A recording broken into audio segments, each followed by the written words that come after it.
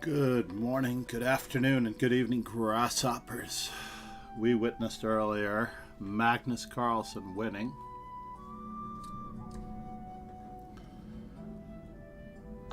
His 17th World Championship title in the Blitz. Spoiler alert.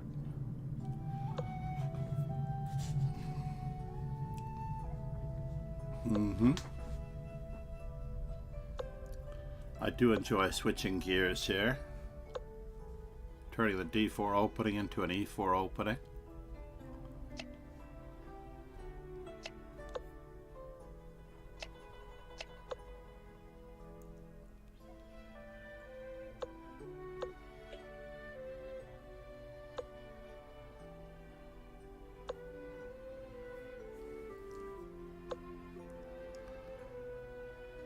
And I guess we'll go this direction.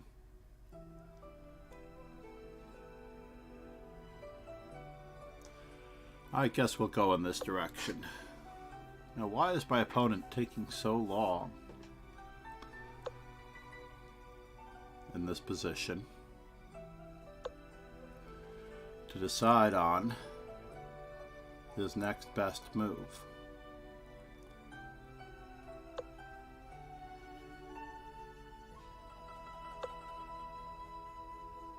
Kingslayer Sloan said. Rogan, good morning. I did see that you dropped me some messages on Discord, but I was roughly busy all morning. For those of you who haven't joined the Discord, this is the link.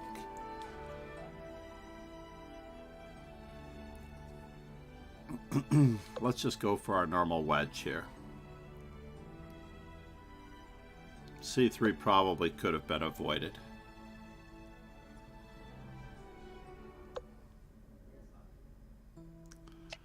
A Pillsbury-esque attack.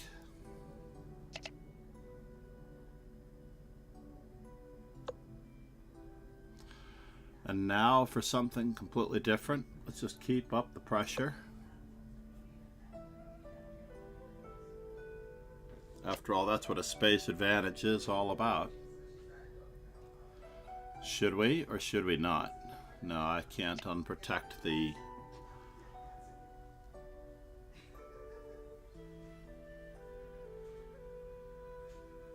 D1 rook, as much as I would like to.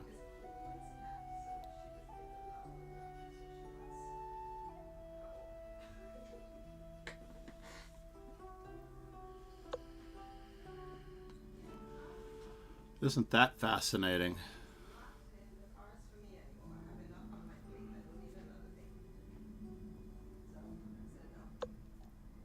Let's just do the old-fashioned discovery business.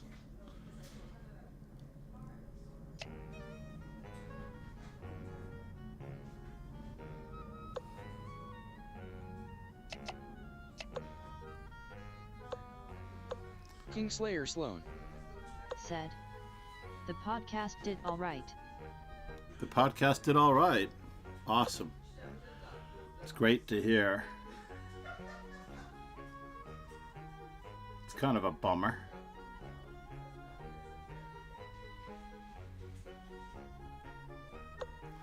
Let's keep him at bay just a little bit.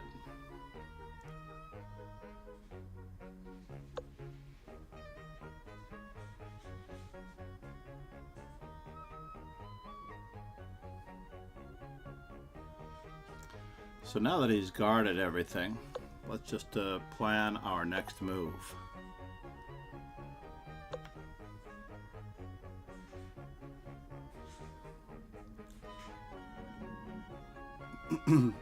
Trying to keep our opponent passive.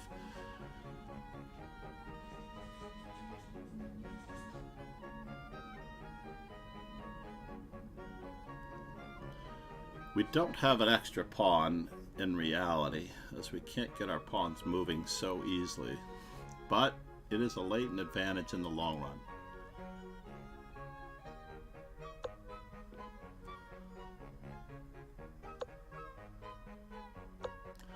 I could self-mate my can I go for it? Check, check.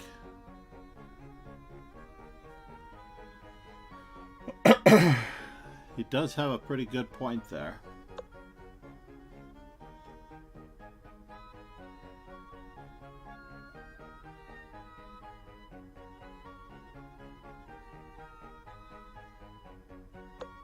Mm-hmm.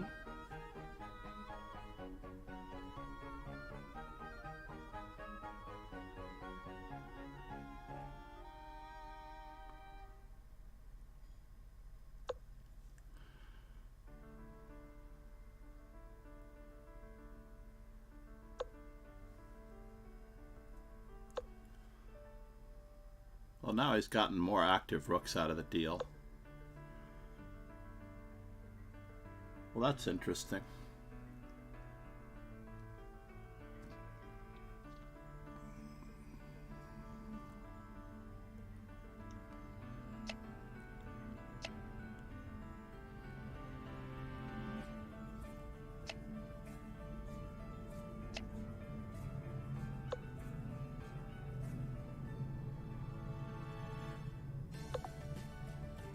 And now...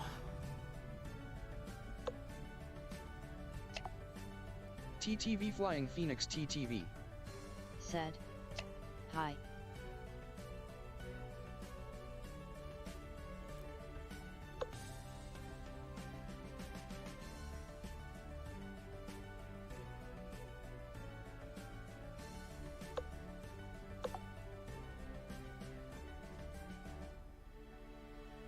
Oh, that's annoying.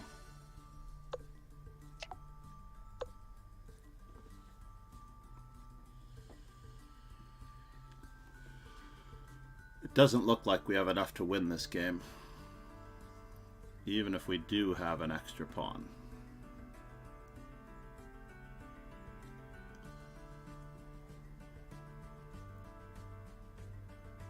Do it!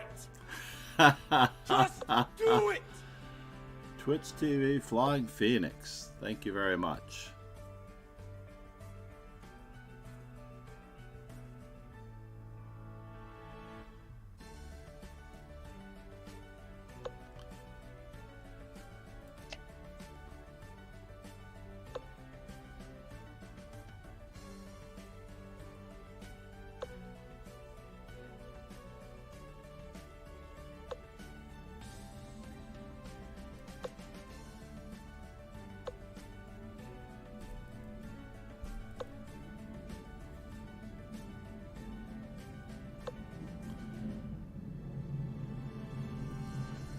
TTV Flying Phoenix TTV. Said. I think trade off the rooks and bring in your king.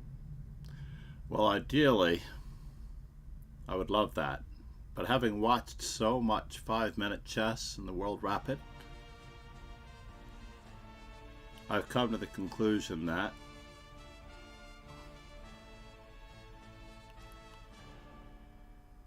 it's not going to be that easy.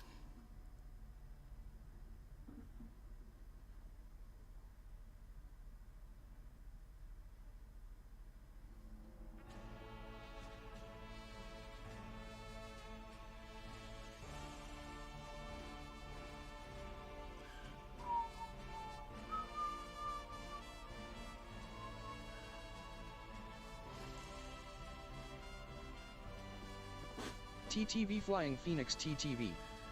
Said. Or give up the PWN and take the F-pawn of his. Yeah, that is one option. I do appreciate the thoughts. Checking, checking, checking. How's our audio? Desktop? Everything's good.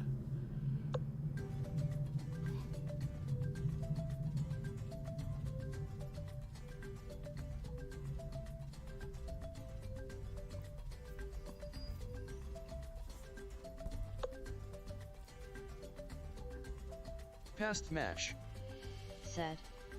Sounds good on my end. Thank you, Past the Mash. It is great to see you, sir.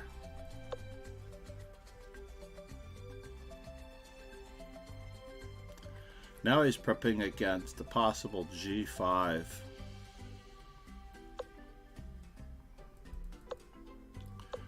G5, H6. Passed mash. said. Vice versa, Look, my come on, friend, Shaken. It's not stud. TTV flying phoenix TTV. said. Why not rook b4 when the other rook is got? TTV flying phoenix TTV. It's an option. Said. Gun, Shilpkov. said. Good evening, sir. Good evening, Shilkov. Shipkov. Thanks for following, Thank you so Shilkov. much. said. You win my respect. Namaste. I'm not sure that I was expecting to win it, but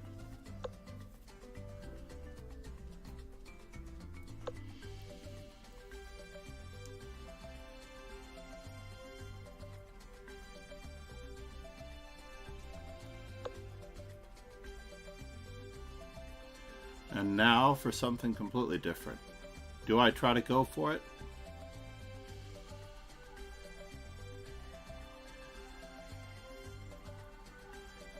TTV flying phoenix TTV. Do I dare? Offer a draw.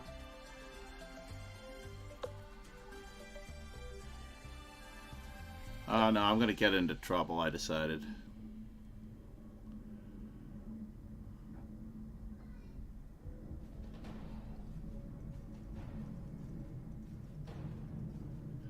I've decided that I'm gonna get into a spot of trouble. TTV flying phoenix TTV. Said. Do a repetition.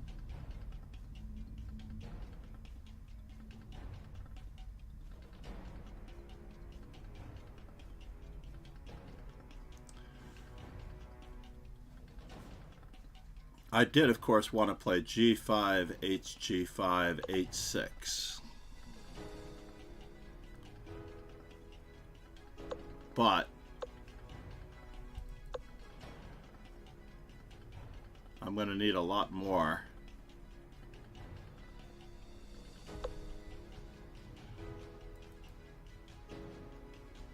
than that.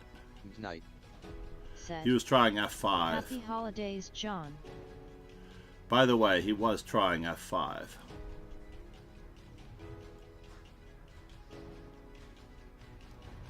But now his rook is trapped, it looks like. I might have actually turned this one around.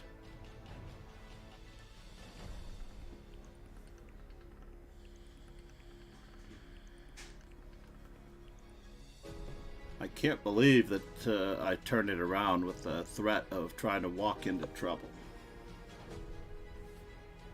TTV flying phoenix TTV. Said. If his rook takes your pawn, you won.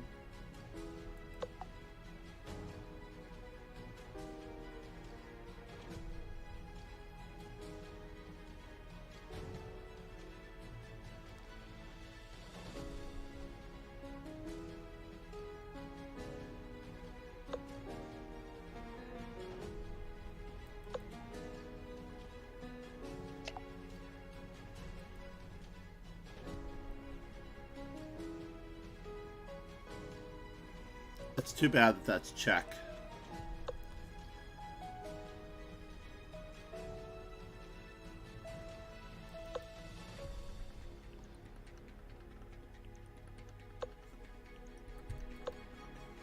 Now we have two outside passed pawns.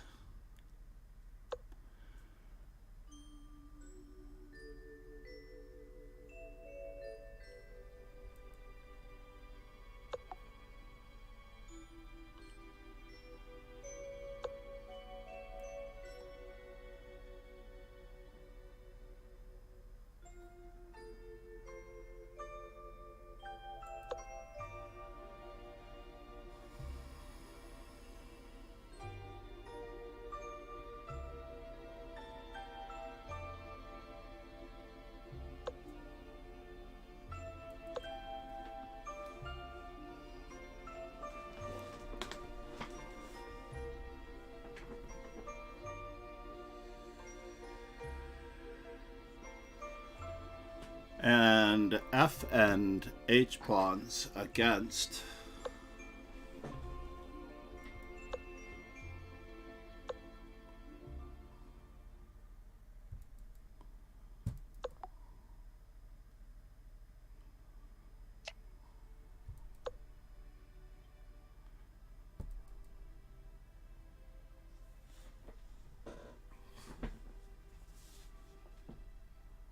lone rook.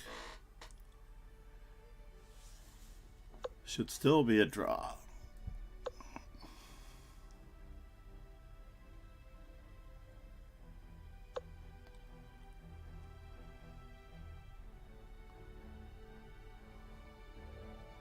TTV Flying Phoenix TTV. Said. Rook b7 and pawn is a queen. Mm-hmm.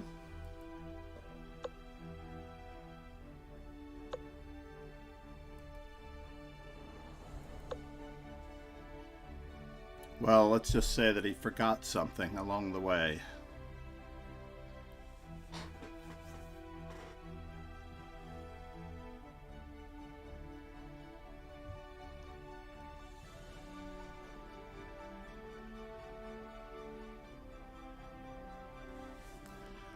A little bit of lullaby music is entitled. Said. MD Knight Pawn is 0. happy to be a queen. Thank you so much for the gift. Bishop versus Knight, The Eternal Battle, Part 1. Knight. Said. You rocked him to sleep, lol. I did. I rocked him to sleep and he made a mistake. Well, where is it? Hold on, it's right here somewhere. I was actually using it in a lesson the other day to prepare. This is what I received from MD Knight 0, courtesy of the Amazon wish list. I always know something's up. I do owe you immensely in preparation TTV Flying and Phoenix lessons. TTV. Said. Can you do the Sicilian? Oh, I will do the Sicilian. I can do almost any opening. Any particular variation? TTV? Flying Phoenix? Are you a streamer as well? Let me take a quick peek here.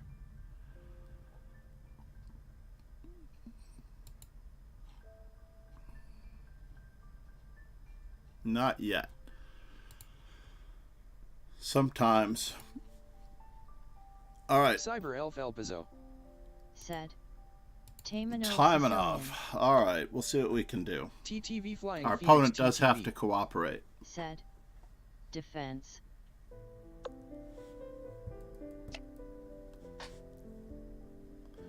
I don't want to play e6 necessarily if they The try warrior. for the... Said. Hello. I literally play every opening variation when needed. So now, how do I wish to continue? 4 knights variation? I did buy something on the 4 knight Sicilian recently. I was inspired by Ruxian Yang against Carissa Yip, when Carissa Yip did not play so well against it.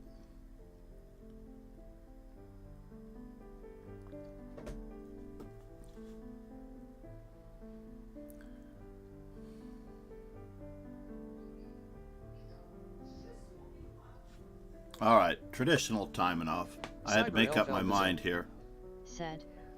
I like the 4 knights attack vs the Caro can. TTV Flying Phoenix TTV. Said. Yes, I am a streamer. Excellent. The Warrior. Said. No. Well, my opponent did not challenge me very, very well.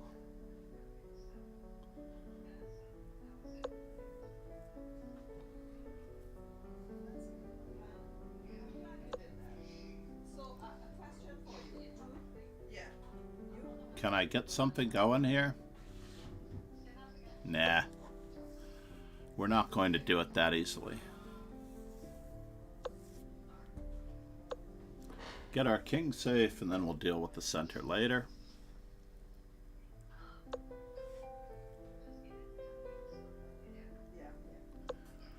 Continue with our pawn formation in the center. Hopefully use our 2 bishop advantage if he gives it up.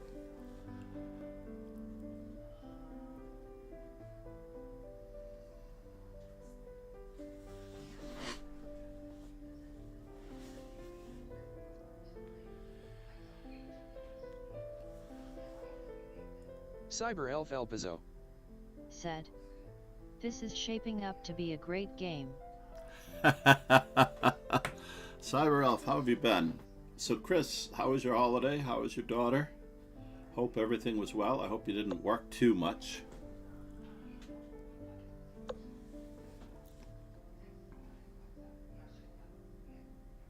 Night. Said. Holiday is good but had to work. Ugh. So terrible. I'm sorry to hear that.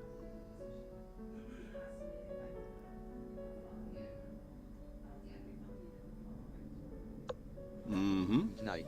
Alright, now Said. for the moment of truth. Well, someone has to. Yeah, that's how we pay the bills, eh? He did get his pawn Cyber Elf to... El Pizzo. Said. I am doing well. I've just been on my fellow security third shifters about falling asleep. Oh no. That's tragic. I'm so sorry. Do we wish to create weaknesses? Or do we get our pawn center moving? Can we do that? F5, EF6, knight F6. Queen E5, bishop D7. Yeah, I guess so. As much as I don't like my white squared bishop at the moment.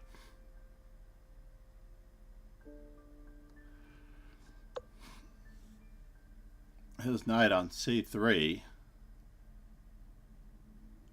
is lacking. So, now we're trapped in Fisher's mind.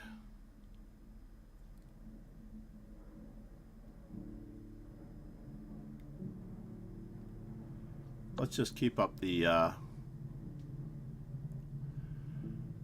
pressure here. Just a little bit.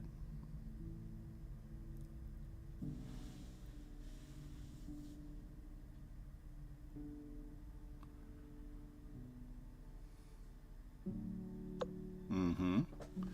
That was to be expected. Said. Hello. Takes. Takes.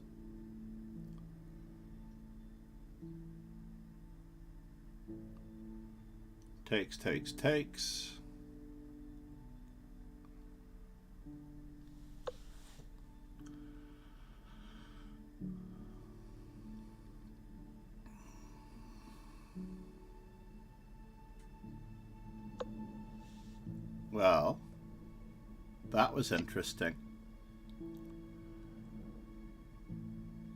Discovered attack, anyone? Who would have known that I would have gotten a The warrior. discovered attack out of this? Said.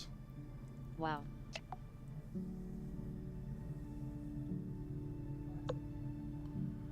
Who would have known that I would have gotten a discovered attack out of this? Can I swipe another pawn?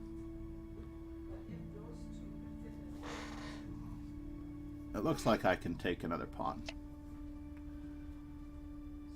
While we're at it.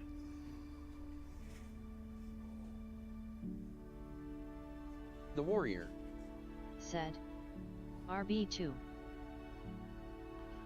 Yes, indeed. I'm always happy the warrior's there with the move just after. We need to pin him. And then he wishes to...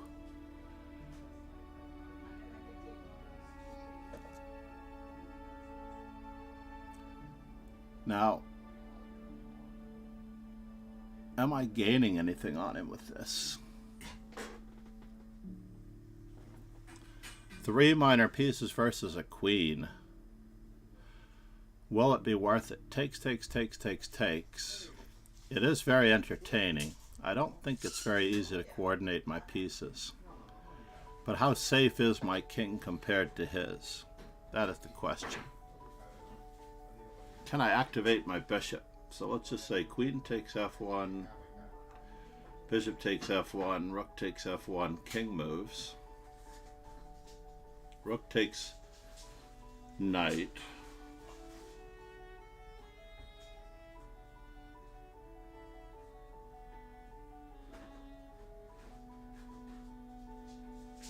Cyber Elf El Pizzo. Queen a4. Said. The queen cannot fight off a rook and 2 minors, The warrior. That's true. said. Although I am very pleasantly up a certain amount of material here, so let's just keep his queen from having any further checks. How about that?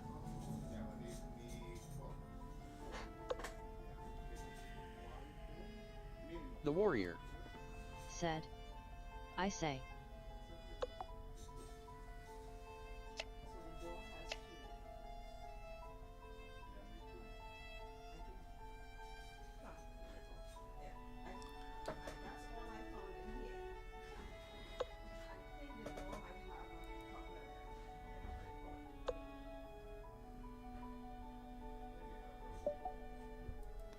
Well, that was simplest. Knight. Said.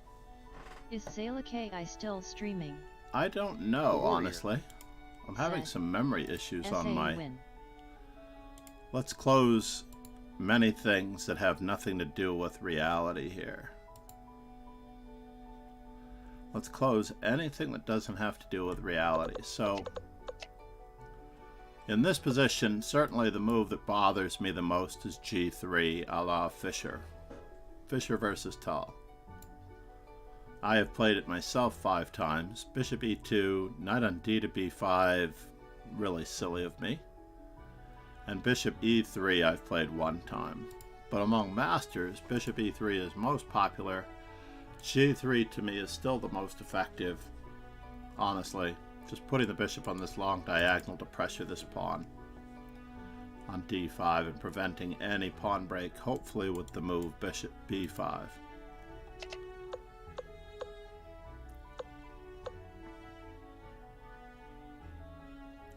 So Bishop E7 is not thought to be the best move, huh? Queen to E5, F4? No. Bishop to B4? Maybe. Bishop to B4, and then maybe I'm threatening to take. Kind of curious. What do you mean my external engine does not appear to be connected?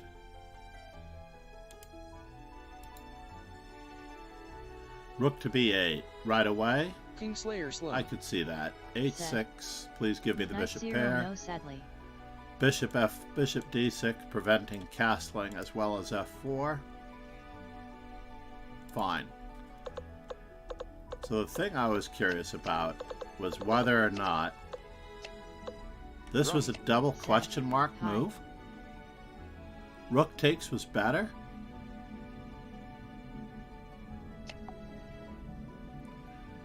Oh, rook takes B2 was better straight away. Oh, that's fascinating. Rook takes B2, bishop takes G6, HG6. That's still very scary. Kingslayer. Ronnie. So here, queen to E3. How much further behind was queen takes F1 check? Not as good. Ronnie 216, how are you, Mon? Good to see you. For those of you who've not yet followed Kingslayer Sloan, now is your chance. Whoops, my hands were off by that much.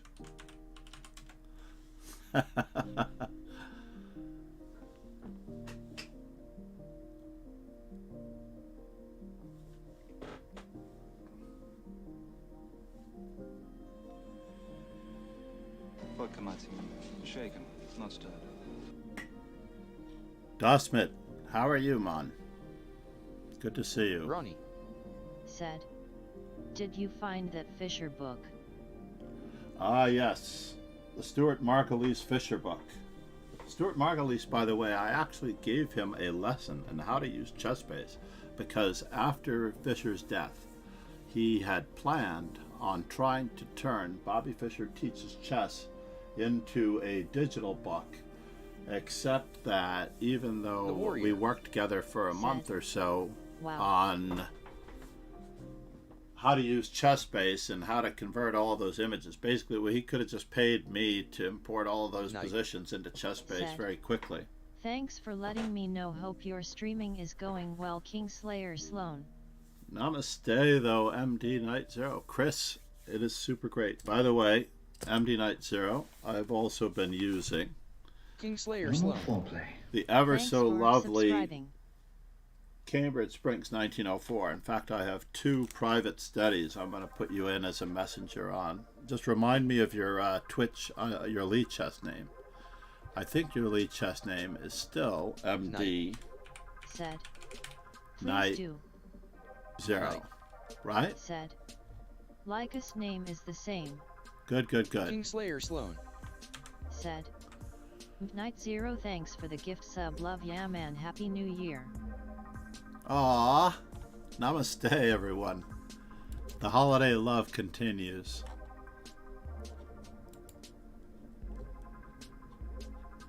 What is going on? Failed Night. to load module. Said. Kingslayer Sloan. Ronnie. Said. Are you playing viewers?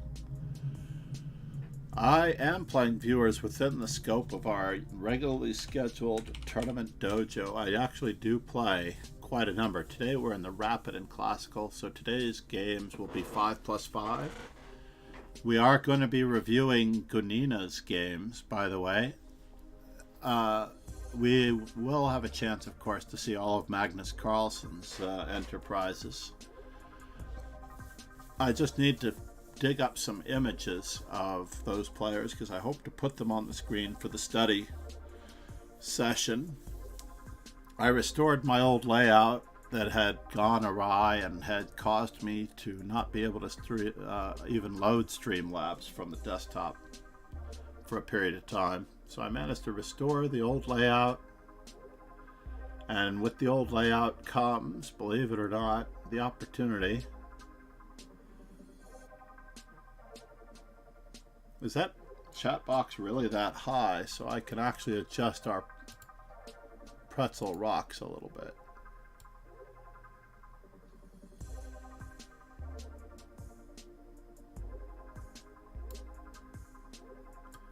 So people can see what's playing.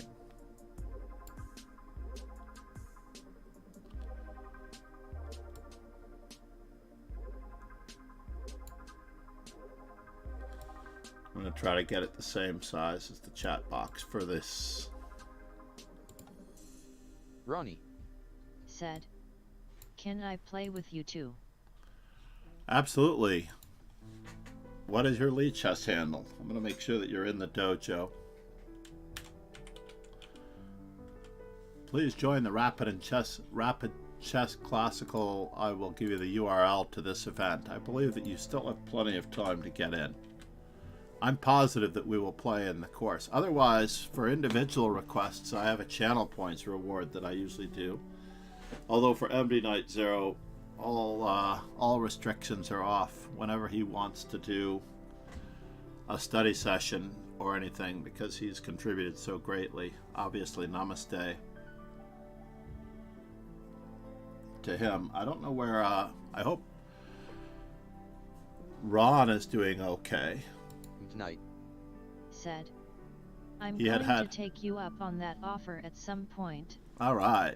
Yeah, we're going to do, you know, I watched, or I saw a post by Jules Gambit where she said she prepped for 3 hours for her opponent, and the opponent played b3 on the first move, and I'm like, so you prepped Fischer's response to Petrosian in 1970, right? That, or 1971. I guess I should have said 1971. But Fischer just basically dominated 1b3. It came from knight f3, b3 in that particular instance, but knight f3 should restrict e5. You can always text me. I know we have each other's cell. Especially before a tournament. I'll do it at any time of the day, provided we're both not working. Obviously.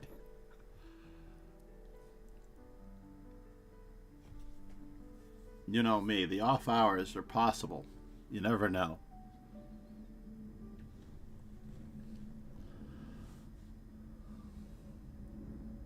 I'm trying to stay on Reykjavik time, by the way, so I've been getting up at 3 and 4 o'clock in the morning to stay on Iceland time. As I'm going to the Reykjavik Open March 15th. Actually, I'm traveling on March 14th, my birthday.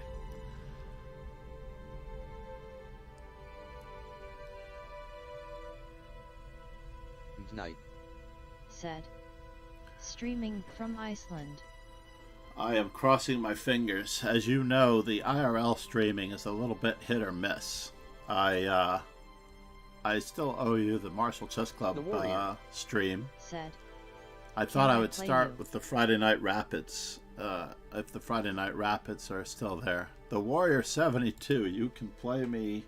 We have a reward request with the channel points, and we also have, of course, the opportunity to play in the course of this tournament. As part of our regularly scheduled dojo. Wow, Grandmaster Champion packed it in.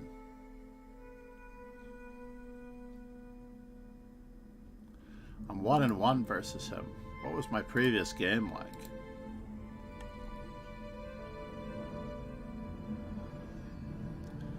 Was that Mr. Slipkov that chimed in? The previous one was a Karo Kant classical variation where I was white. Night. So apparently he's more of a Karo Khan player. And this time around, I do have to do a quick review on when C5 is going to be more obligatory. Yeah, that was unfortunate on my part. What was I thinking? Queen to G4 is pretty obvious. How did we do in that event? Oh, I managed to finish third, and Grandmaster Champion sort of dropped off the grid after a few rounds. Maybe he has to work. Back to our regularly scheduled programming. So, any other opening requests? For Rogan, I'm going to be playing the French. For Valentina Gunina, I might consider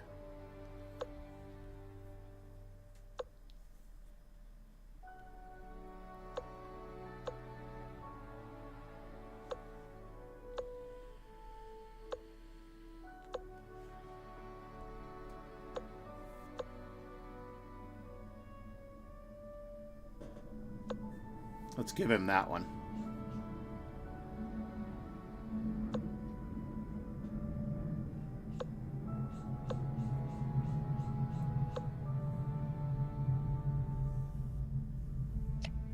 Ronnie. We did expect Said. that. Can you play Najdorf? Oh, I definitely could play the Najdorf.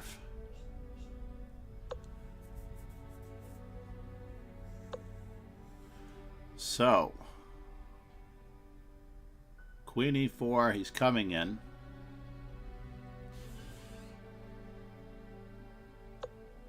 Let's castle queenside and see if he wants to.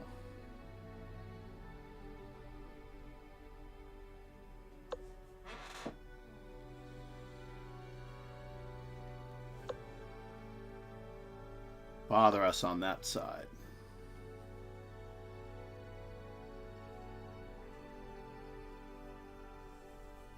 Cyber Elf Elpizo. Said. I found a line in the Alepen as white that was similar to a King S Indian attack. Really?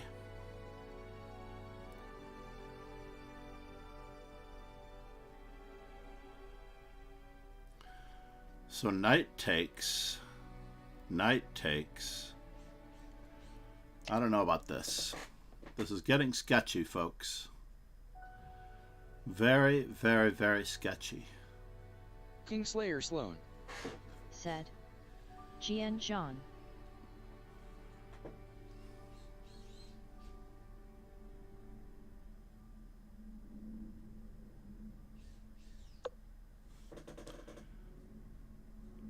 Do I go that way or that way?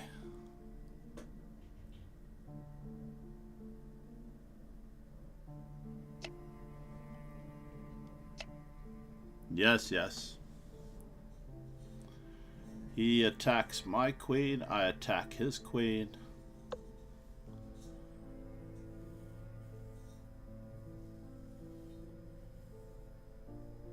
I'm down a pawn.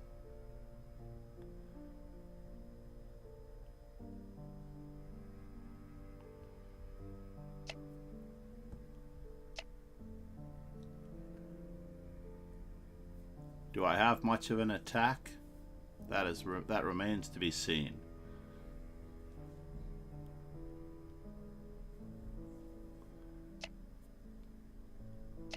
So now we have a strategic advantage with a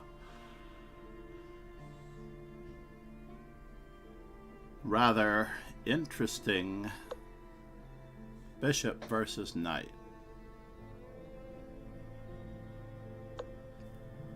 Let's just batten down some hatches here.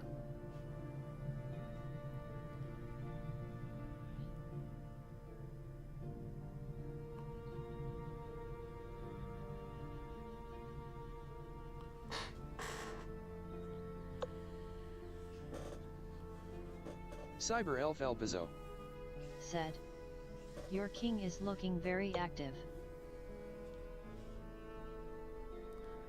My king is looking very active.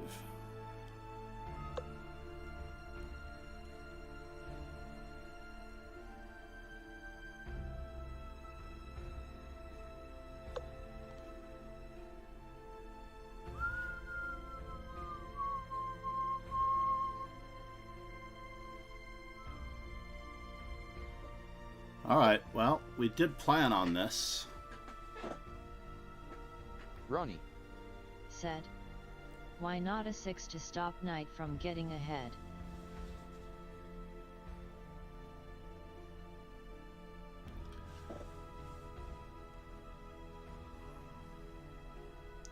Because the knight's fine over there. If the knight goes to b5, then I'll play a6. His knight's off sides.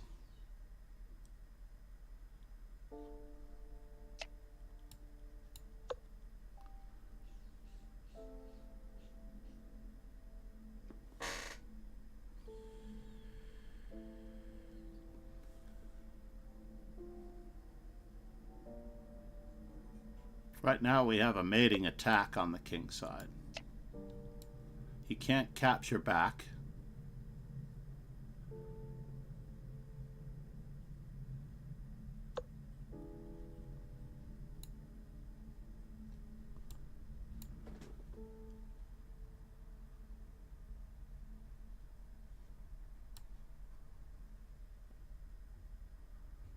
Can he?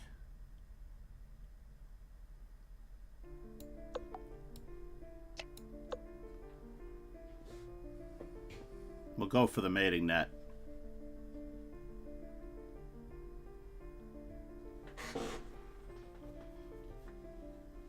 We'll go for the mating net. All in all, it was a nice little essay of moves.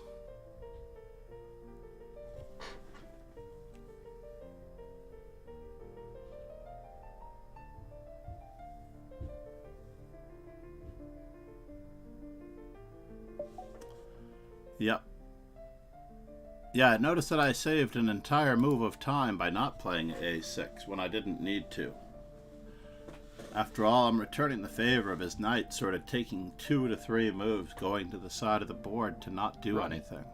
Said, "Which classical music piece is being played in the background?" It says Ballads for Lonely People.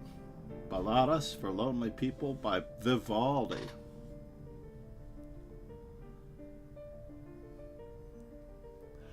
My favorite Vivaldi piece is his 9th.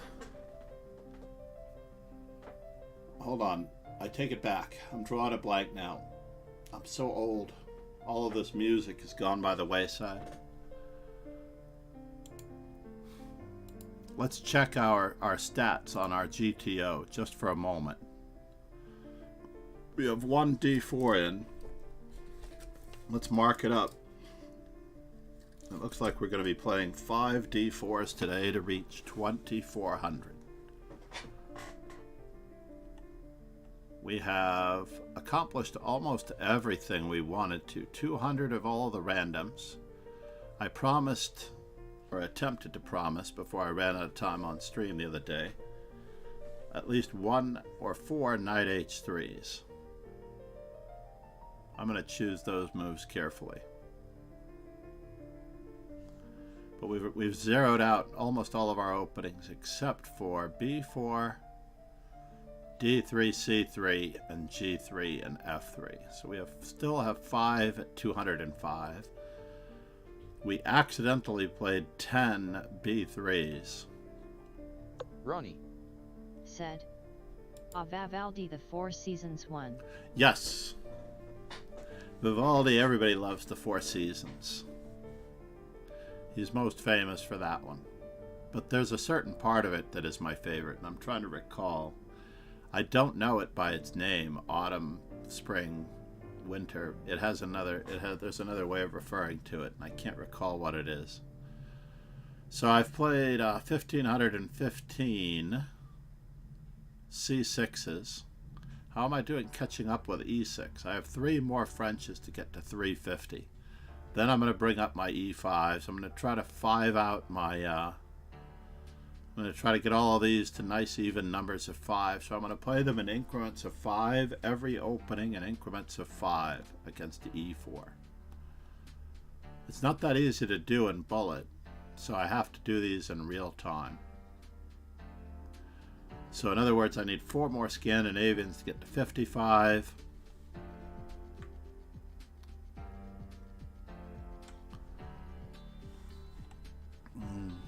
One more knight c6 as black against e4.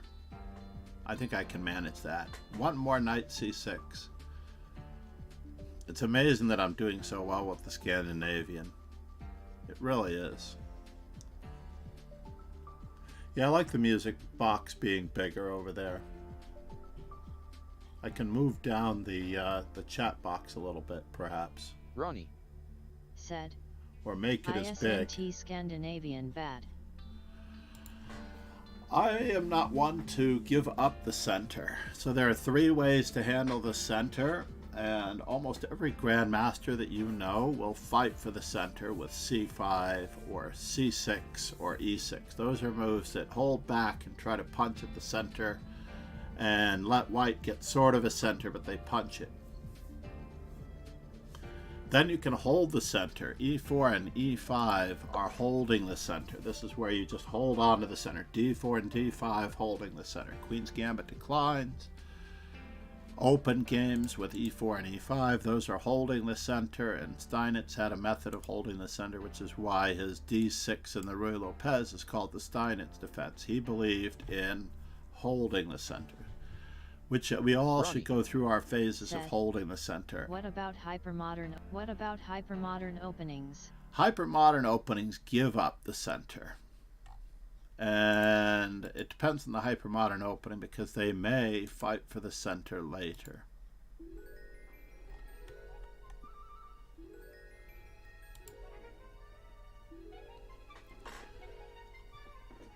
So giving up the center is like the Queen's Gambit accepted, the Scandinavian, the Alekine's defense gives up the center.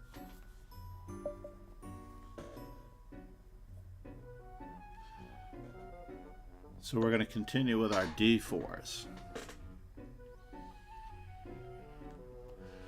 The warrior, you are up. You see how quickly he came into play once he joined and he asked to play against me. I love your berserk symbol. I stay away from berserking because I still like to think.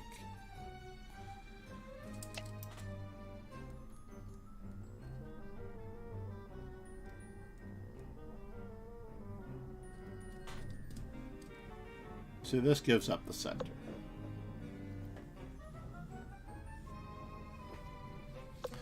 The Scandinavian and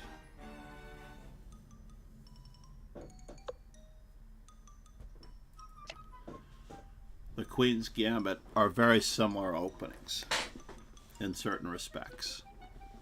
You can already see certain similarities.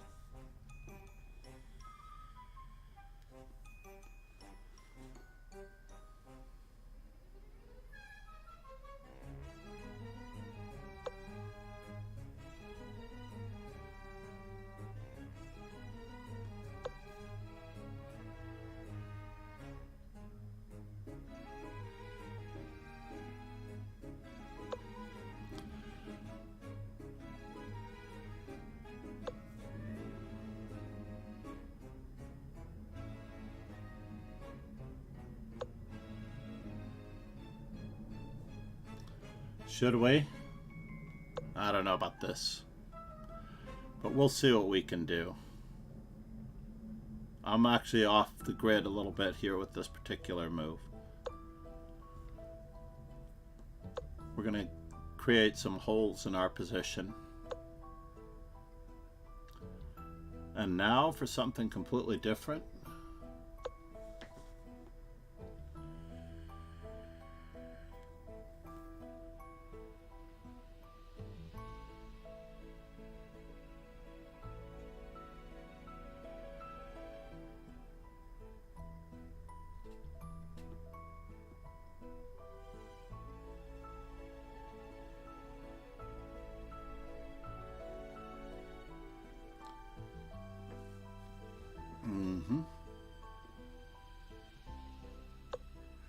Well, he didn't try to punish me, so I'm very thankful for that. Can we keep him busy? I don't know. His king is staying in the center. I think we talked about this, warrior. King safety being a feature, a major factor.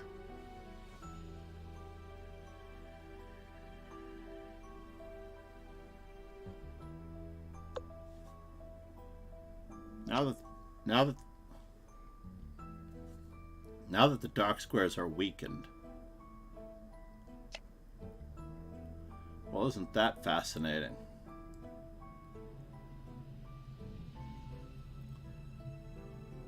Ronnie said. So who is your favorite composer? I like Chopin. Dvorak. I actually prefer Dvorak.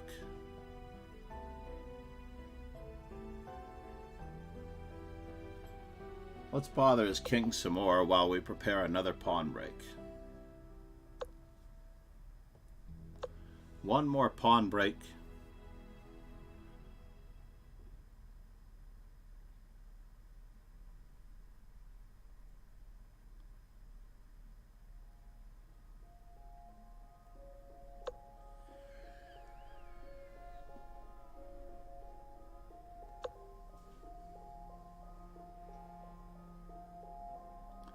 Followed by one more pawn break deserves another.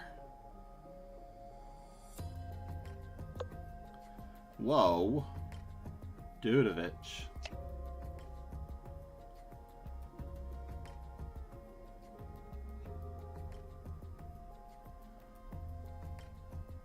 He is after me.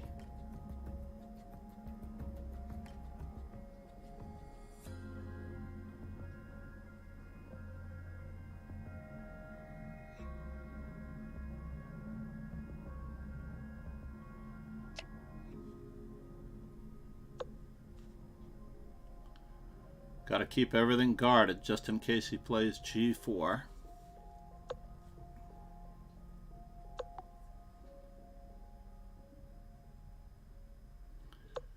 You never know if he's going to play g4.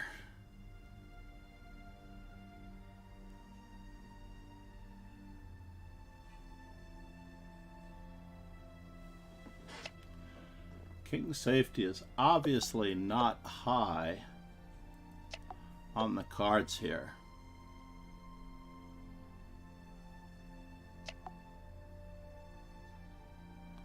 For our opponent.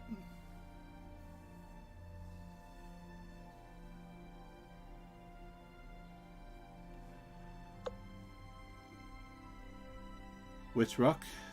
Always a big question. It may not matter.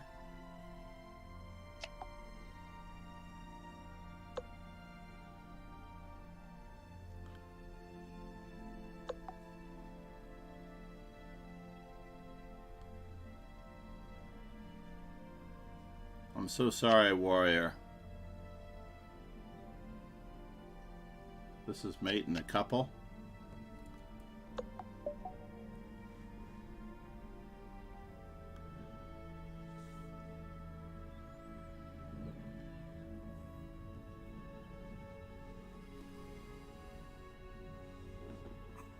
King safety. Activate all of your pieces. Keep control of the center. Don't give up control of the center when you're first starting out. And make sure that your king is safe. So in certain openings, like the Taimanov, you don't necessarily need to castle, but it helps. Ronnie said, I don't understand why I am 2,000 on Lycus but 1,800 on Chess.com. Oh, I have the same problem.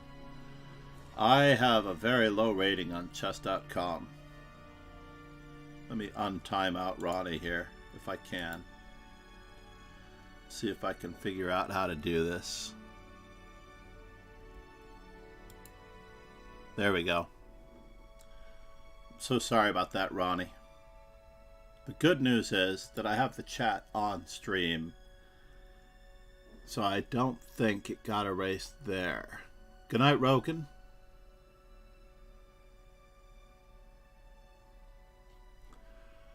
We'll hopefully do our podcast later today, if you're still here.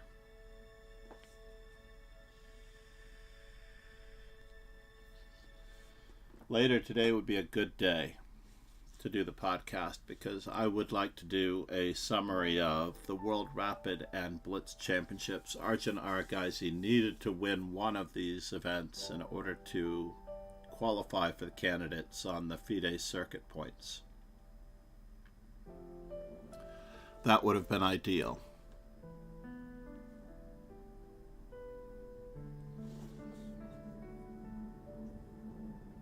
the warrior said, Namaste. So the warrior, activating all your pieces, keep control of the center, practice holding the center to activate all of your pieces, and be aware of king safety. Your queen side pieces were a little slow in developing. Your king unfortunately ended up not being safe. And you basically started playing chess before you set up the pieces. So let's think about this for a moment. The opening phase of the game is where you set up all of your pieces in order to play the game. If you don't set up all of your pieces and you start playing the game, it's the same as if you left the pieces in the box and never even bothered to place them even on the first rank.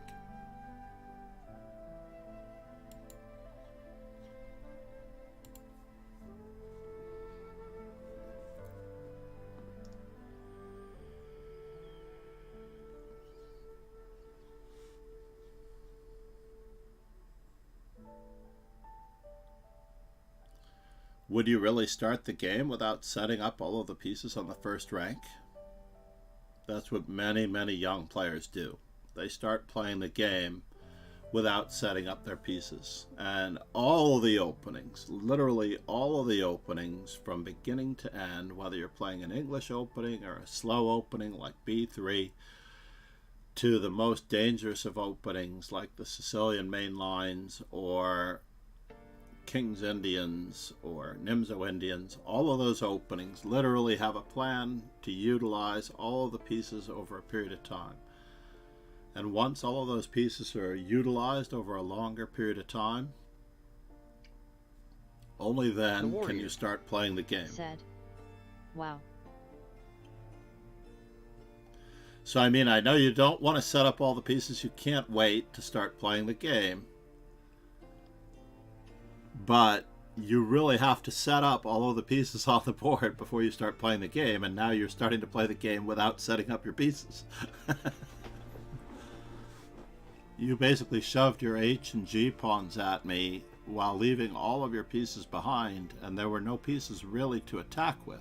I mean, it's a good plan, attacking me with your H and G pawns, except that you need to do it after you set up the pieces. You can't start at the beginning of the game trying to attack me in that manner, you know?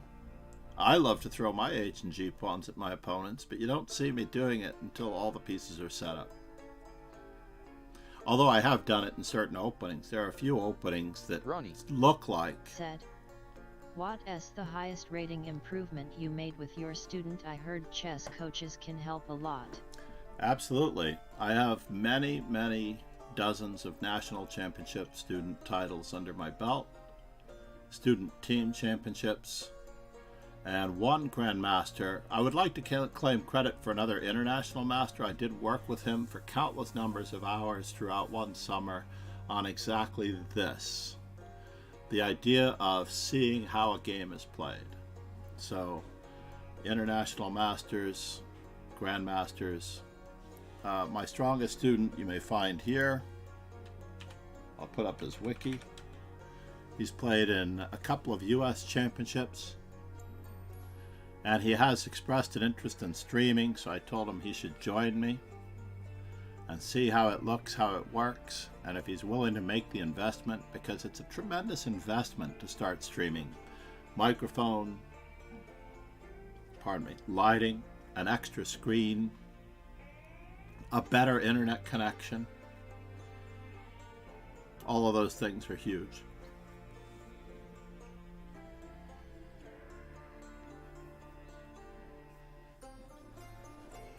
I'm about to make some improvements to that house that might enable me to have a hardwired connection, which should be at least as strong.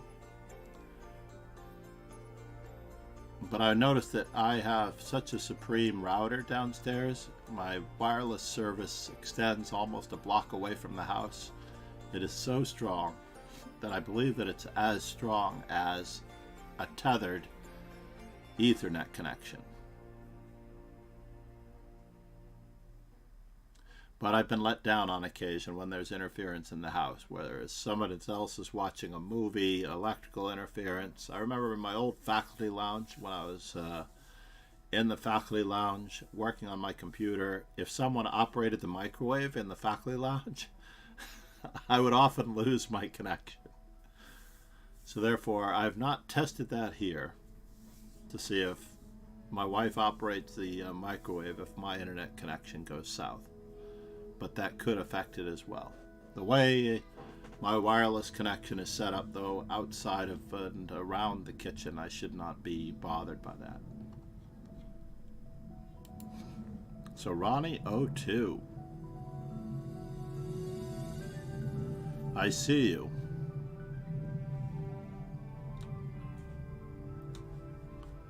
Ronnie 02, we could be playing soon. This will be great. You're good, man. I'm sorry that you got a full point buy. Unfortunately, that's one of the hazards. In the first round, I managed to take a half point buy to avoid anyone getting a full point buy. Ironically, the player that would have gotten the full point buy did not show up. That's so cool. I don't know anything about chess coaching, so how many hours are ideal, and is online one worth it too? Online is absolutely worth it, but there are steps that you can take before you start on the coaching path. First things first, I would absolutely firm up my tactics with handbooks such as Chessable's. Let me just bring it up here. Chessable. Basically, there are a lot of free books that you can practice tactics with. Alan B. Is one of such people. Let me just see if I open it up and I switch over to the Chessable screen for just a moment.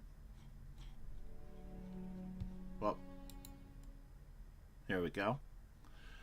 The 1001 Brilliant Ways to Checkmate, I believe, is almost every Grandmaster's staple from my era. Basically, this was one of those books that you did cover to cover before we had Puzzle Rush and before we had anything. The great thing about these particular books is that it deals with absolute variations. Why don't I have harrying the king learned? Storming the castle position. Oh, I think I did, in a camp, I did discovered check and double check. And when you click on these chapters, having completed them, you can actually do reviews of what's going on. So in this particular position, you can see that you're setting up a discovered double attack Ronnie. here through here. Said. Yet I noted that yesterday. And absolutely, you could definitely firm up all of your tactical abilities. Did I show it yesterday? Hold on here. Let me just actually take this one into account this way. By playing knight to c7 check first and then setting up the discovered double check. Notice that I get more points. It starts off with 30 points and you gain 10 more points every time you review it. So for example, if I were to go back in time to an earlier tactic. Oh, I didn't mean to open up a brand new window. You'll see that I'm gaining, let's say, 200 points in many exercises.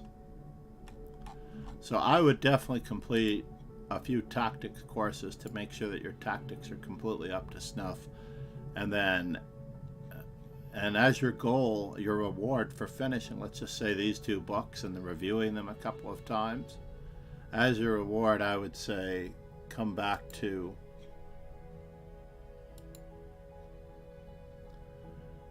finding a coach.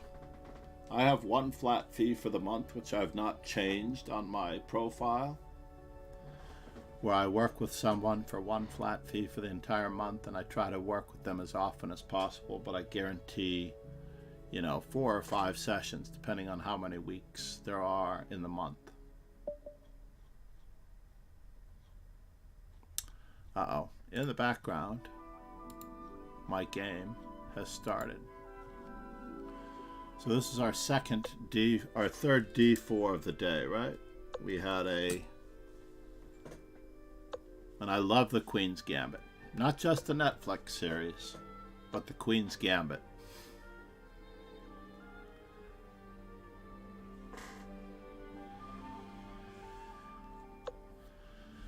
As black, instead of knight f6, I recommend the highly tactical and dynamic terrace defense, because it avoids this particular variation, the exchange variation with bishop to g5.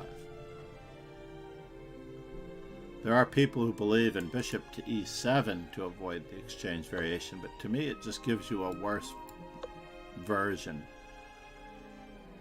of the exchange variation. My opponent is very astute. There are troubles with this pawn.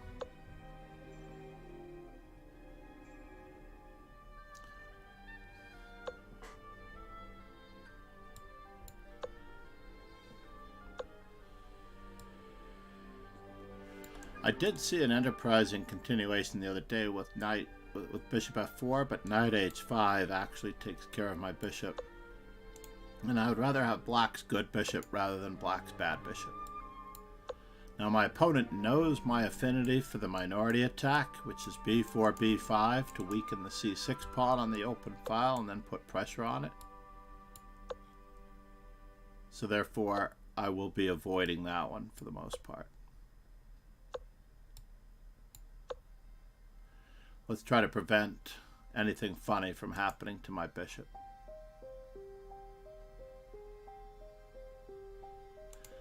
There is a certain amount of pressure on the d4 pawn that I have to watch out for, but he has now voided his attack on the d4 square, so I will consider this an opportunity to keep expanding in the center.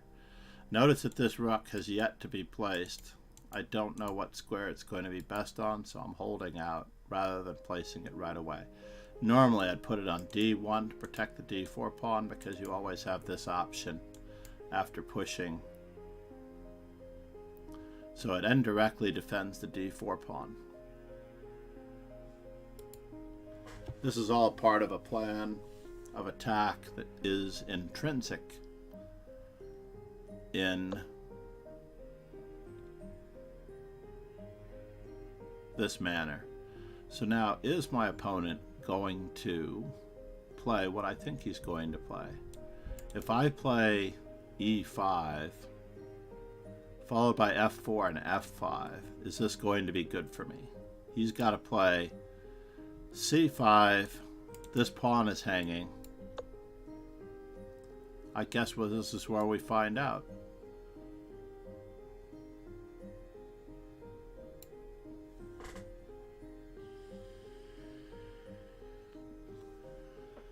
This is where we find out what's going on.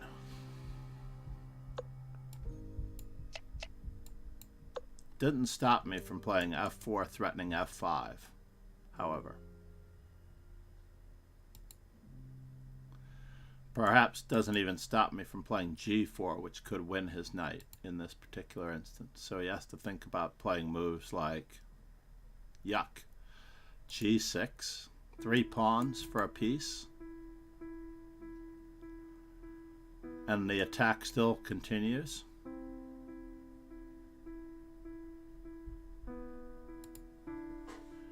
Knight on h5 is precariously placed. With the move f4, I now enable the threat of g4. So queen h4 seems like a perfectly reasonable choice. However, after the move g3, queen h3, bishop to f5 looks like it's winning the queen.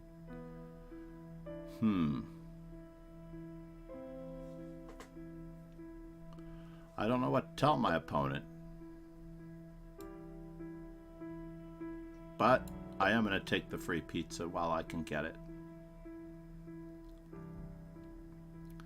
Since it's here. He can't push c5 for his normal pawn break because the d5 pawn is hanging.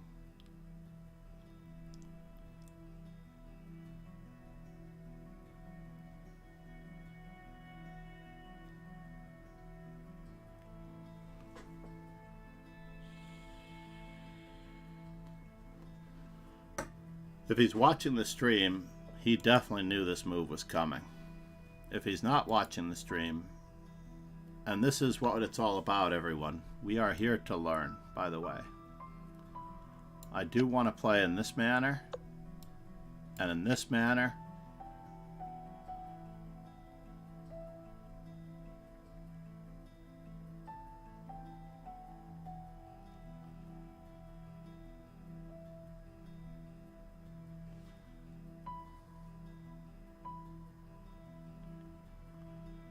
Possibly that manner, and possibly that manner.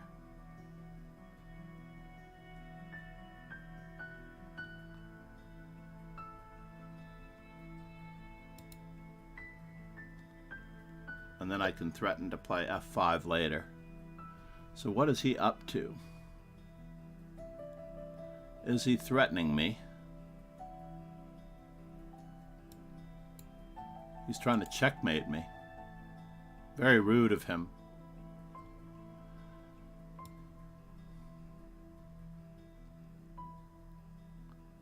We're going to keep everything closed if we can. Knight moves, threatening rook. Queen check, knight blocks, knight takes d4. Not so great on my part.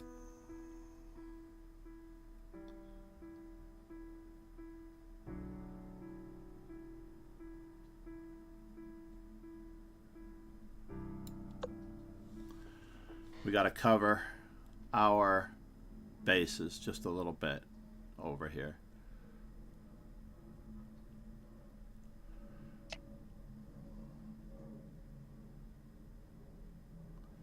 And now for something completely different.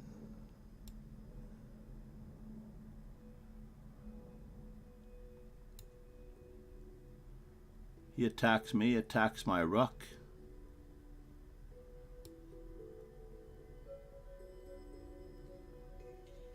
Check. Can we bother his queen? This looks pretty sketchy. Everything seems to be defended, though. Knight f3 check is being threatened. That's a bummer.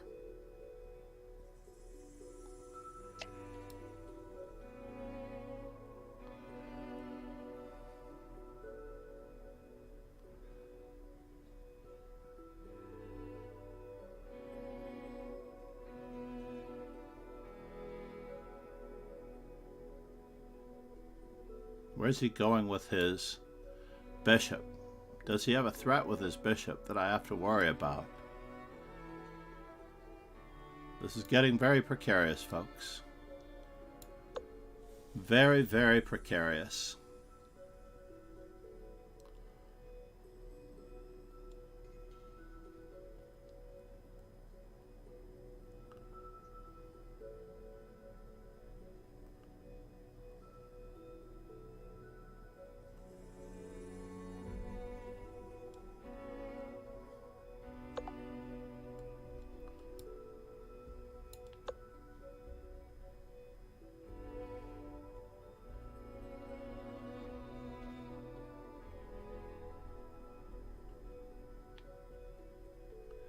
If he threatens my queen, I threaten his queen.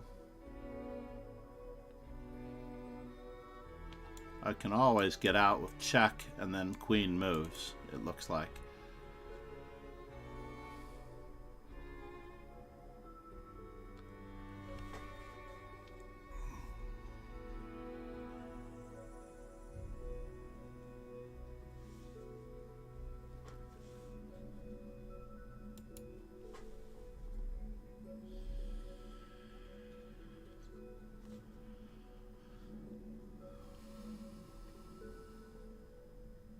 Bishop d5, bishop f5.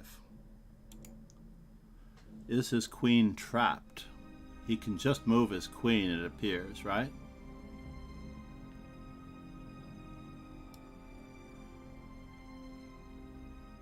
So therefore, we would like... So bishop f5, queen h4, bishop takes. Alright, let's look at it again. Oh no, yes, rook takes queen and rook to g2 check. That's a bother.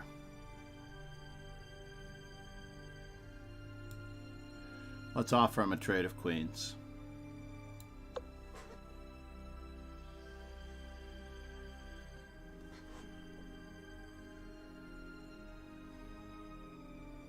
Let's not do anything at all fancy. And now for something completely different. Is this still a threat? Where's his queen going? H3?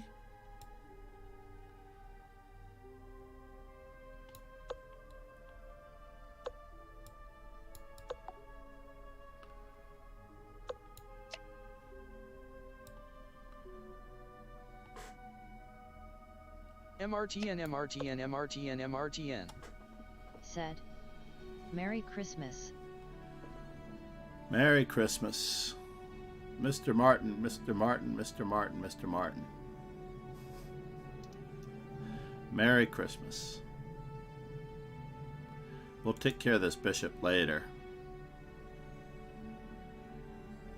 But first things first, we're fighting for control of the open file with our extra rook.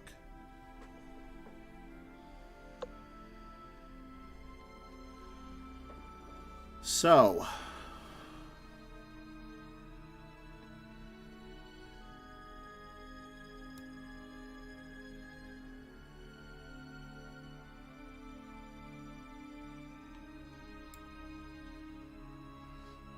is he threatening me in any way? Can I just keep improving my position just a little bit? I don't see how he's threatening me.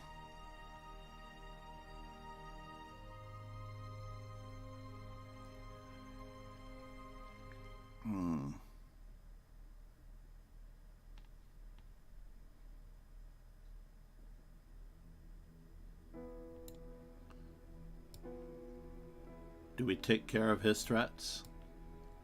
Yeah, let's take care of his threats first and foremost.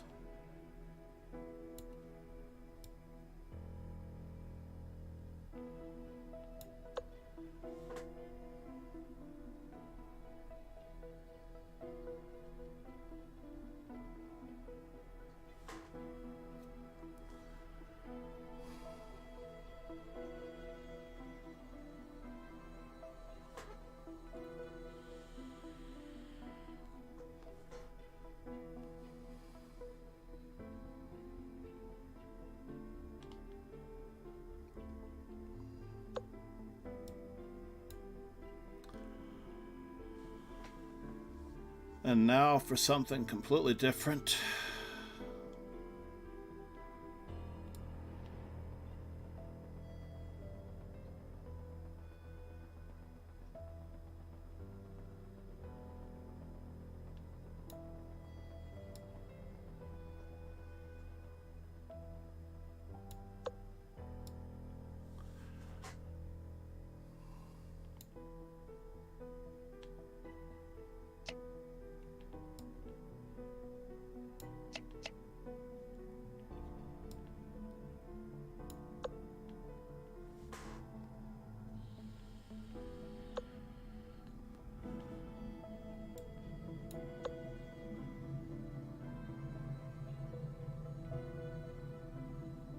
Keeping this pawn blockaded turns out to be one of my an ideal tactical option. So now, can he actually come forward? I don't know.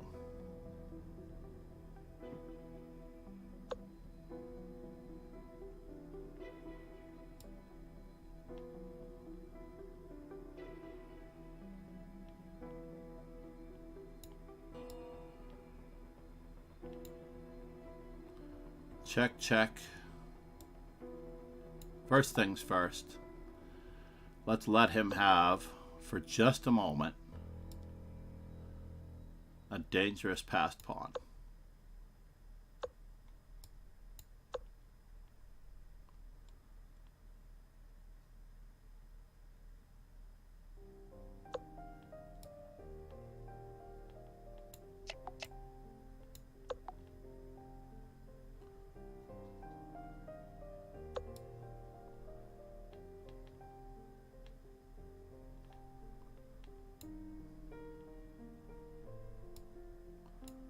We'll throw in a check just in case.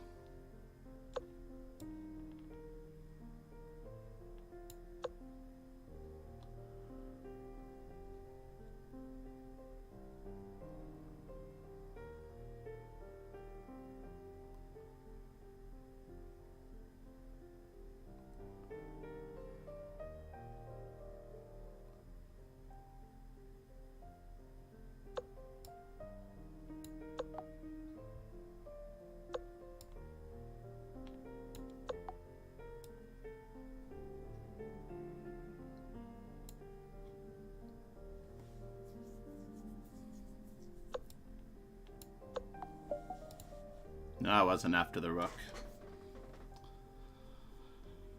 The original intention was I found a better plan.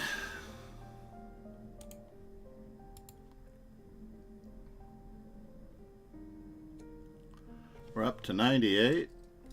I think that's correct.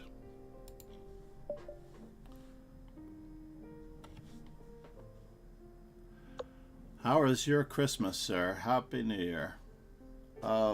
I can't recall what I was working on. I think I needed 3 more Frenches.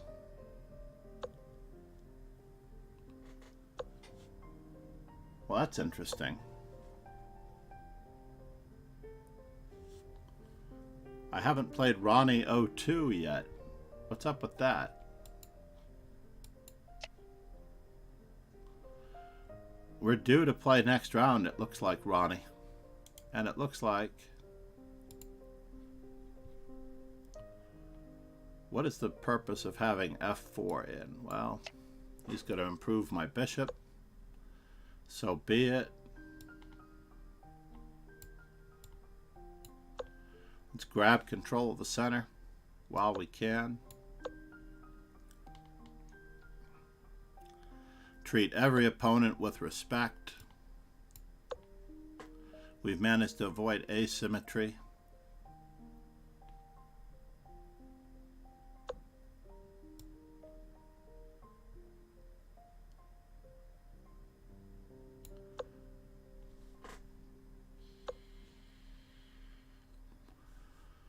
Well, that's interesting.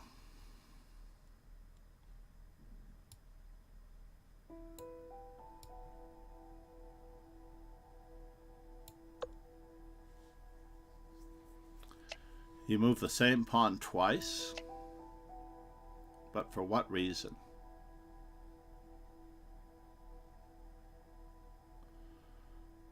I don't completely get it.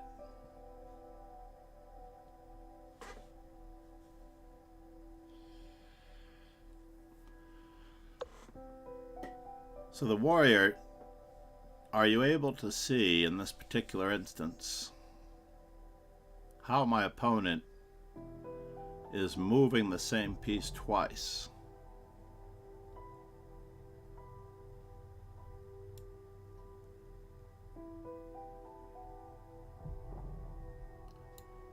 I don't know where my rook belongs, but I guess I'm going to put him on this file.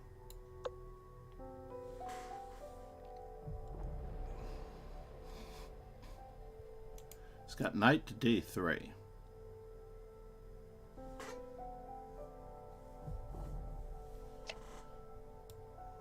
Okay, so now I no longer have an isolated pawn to worry about.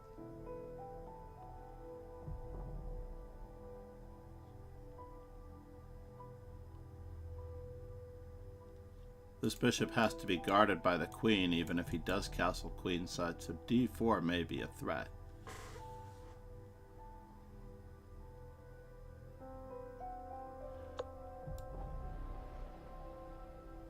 Bishop to g4 could be a threat as well, but I think it's easier to attack him this way.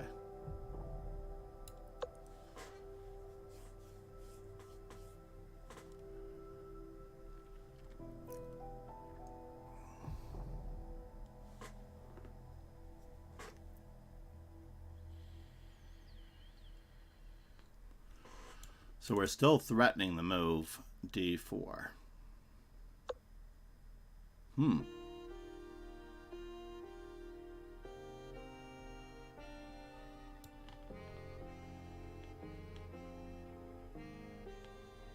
Is he getting out of the center this way? What's guarding his knight? So far, I've managed to not move the same piece twice a single time.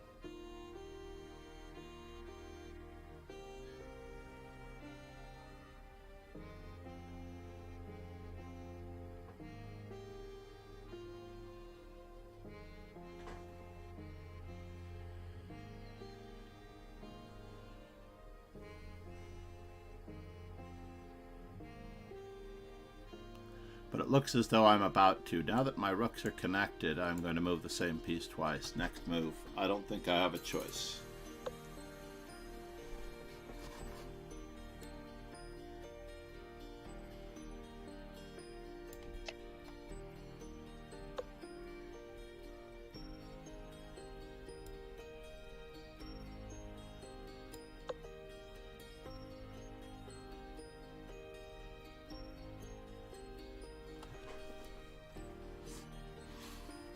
Unless necessary. Don't move the same piece twice unless necessary.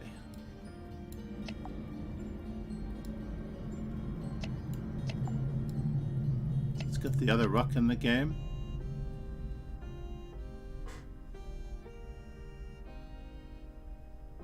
MRTN, MRTN, MRTN, MRTN. Said. Yeah, better to move the queen twice rather than let the opponent catch it. You noticed that, huh?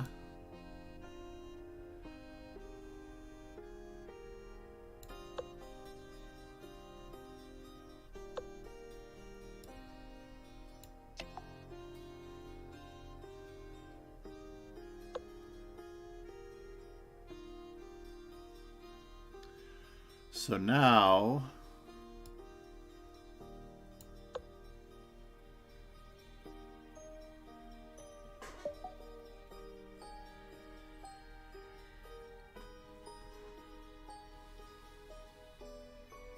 Was it going to be mate? Knight f2 check, rook g4 check.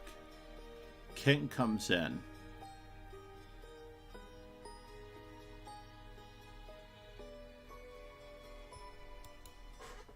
What? Oh no, the tournament ended before I was able to play Ronnie. The tournament was only 8 rounds. Ronnie. Said. Just back rank needed one player. Great finish though, Ronnie. Great finish. Nicely done.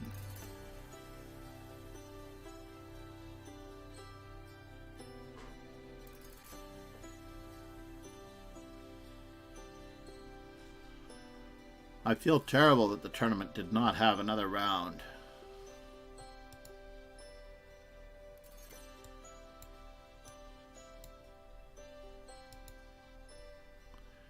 Let's give him one more chance, because after all, I asked him to get into the tournament on a 9-round tournament. If he wants the challenge to one game, it's up to you.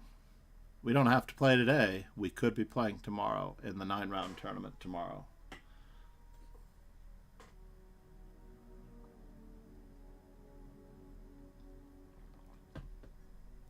Entirely up to you, Ronnie.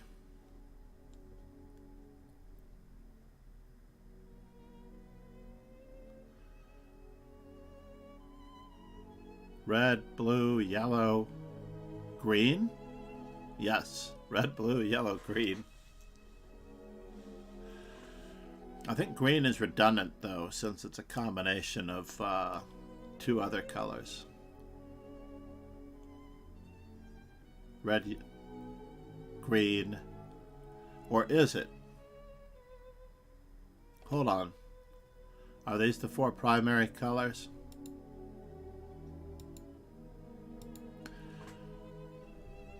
So we had promised a review of all of the winners' games from the World Blitz and Rapid. Where is it? What am I not seeing here? Did I miss it? Have all these other tournaments started and shoved the World Blitz and Rapid off the map? Ronnie. Said. Can you resend it, please? Sure. Absolutely. 30+ boards. Got our work cut out for us in both the women's and the men's blitz.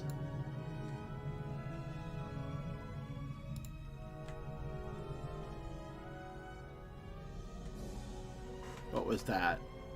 That was the women's blitz World Championship.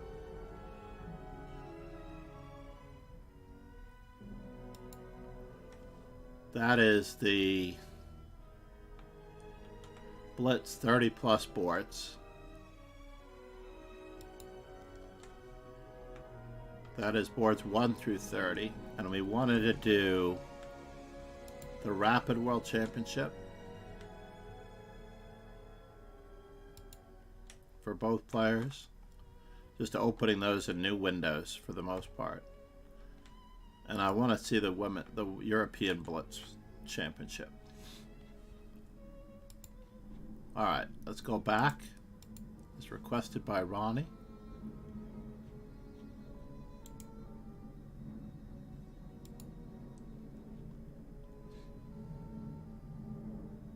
Where did it go? Oh, I have to go back again.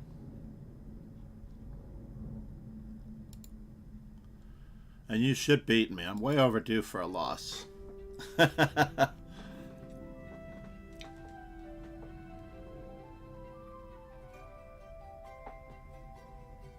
All right. Good luck, Ronnie. This is our 9th round of the tournament. It may not change the standings, but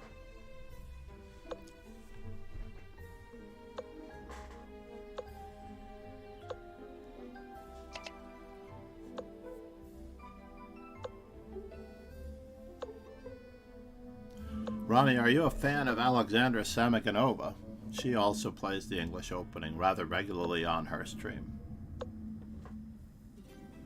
I really do want to help train some of them.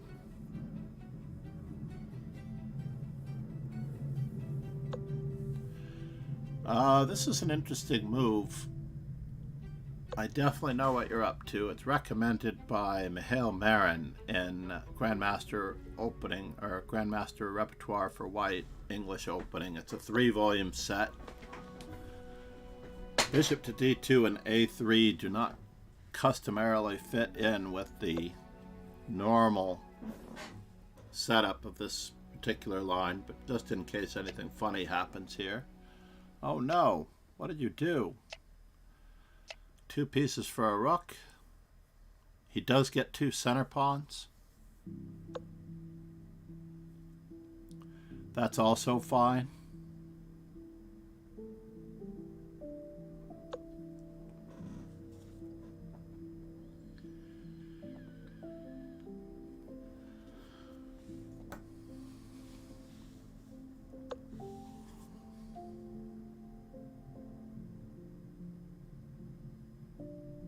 Let's just re-centralize our pieces before I get too ambitious.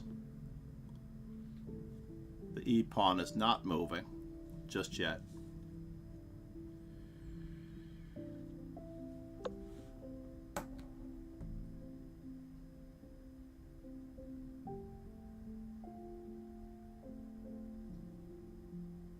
I'm torn as to whether or not I want the bishop on h3 or if I want the bishop on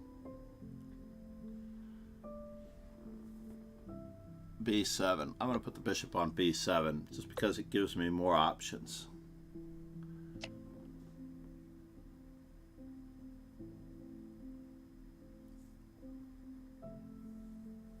Like I said, I did not think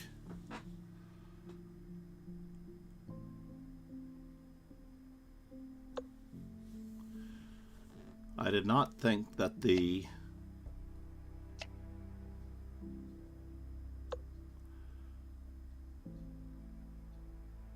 piece was moving. So let's see. He is trying to get in, and he may make it.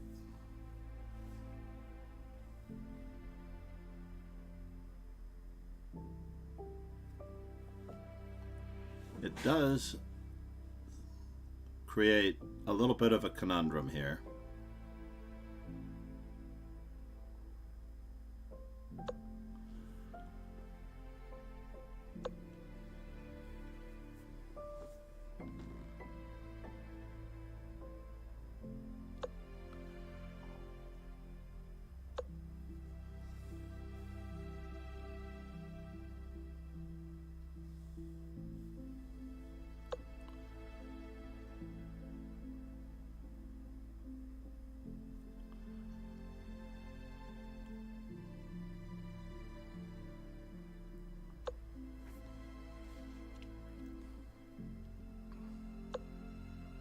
Well, that's interesting.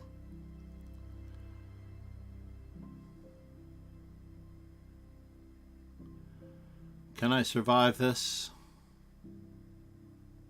Is this what I want? If he captures, and then I capture, and then he captures, is this what I want? He is getting his knight to a good square.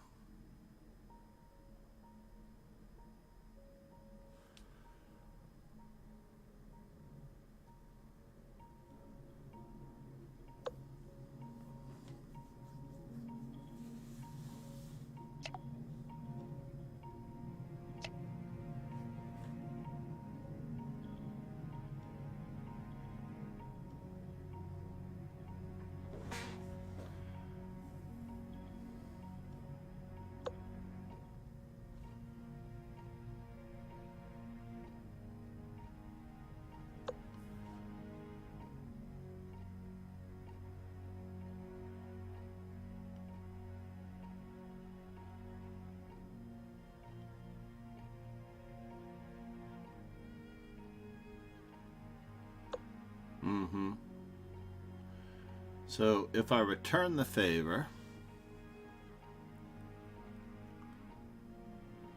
what good is it? There.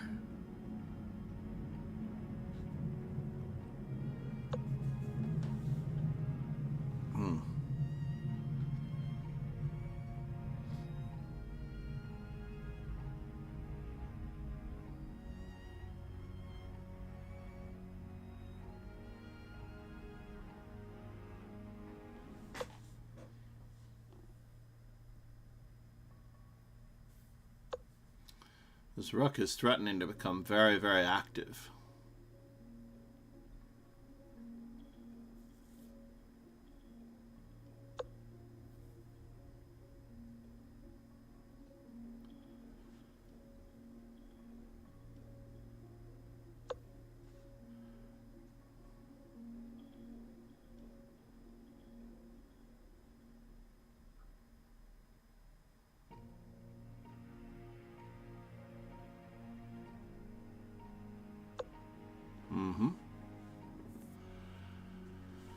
So now, check and capture.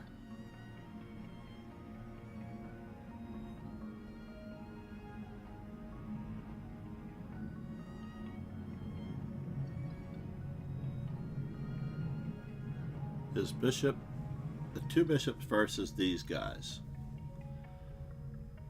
Interesting.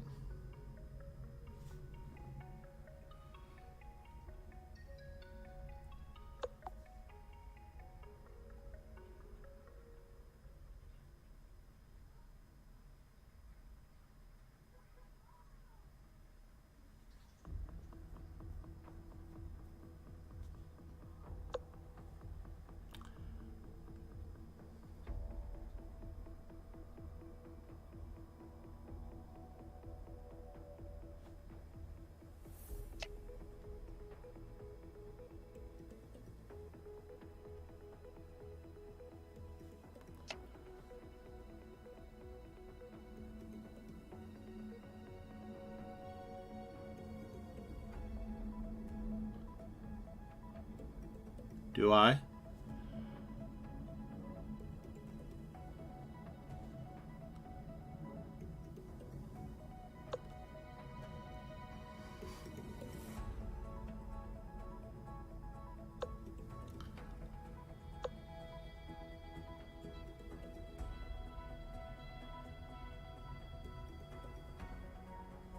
Trying to limit the number of open files.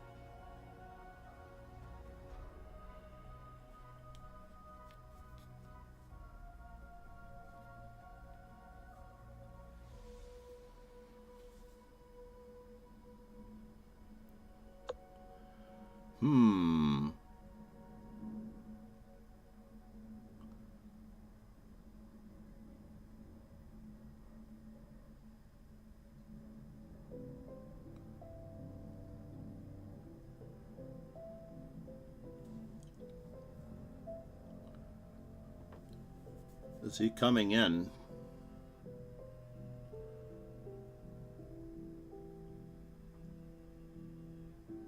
That doesn't do anything.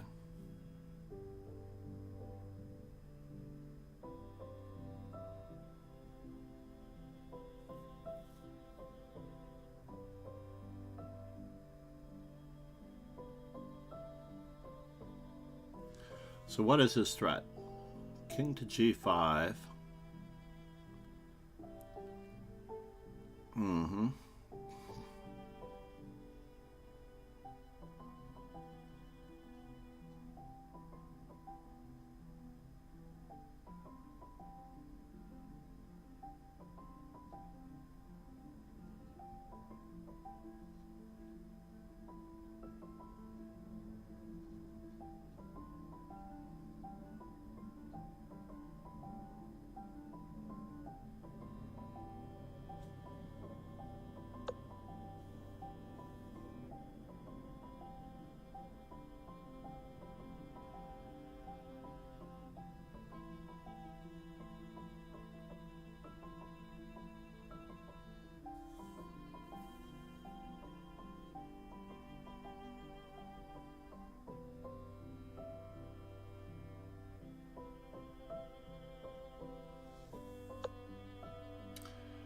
Yep, like I said, it doesn't necessarily do anything.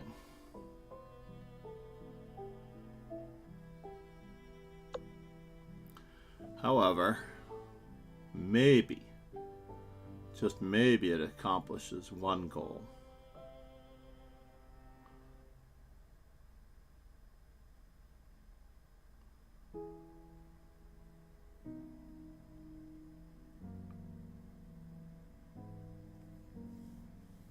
Get my pawns moving.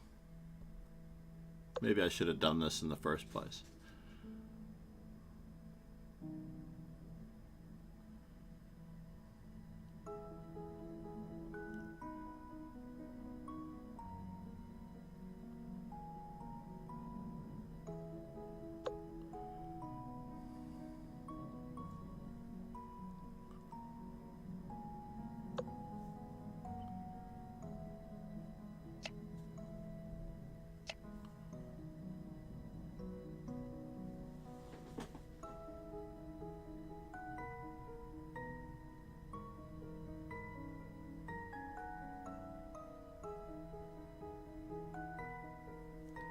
I thought he had an extra pawn for the piece. I thought he had a rook and pawn for the two pieces, but I was wrong because I forgot that he hung the d3 pawn in the opening when he insisted on achieving one open file for his rooks.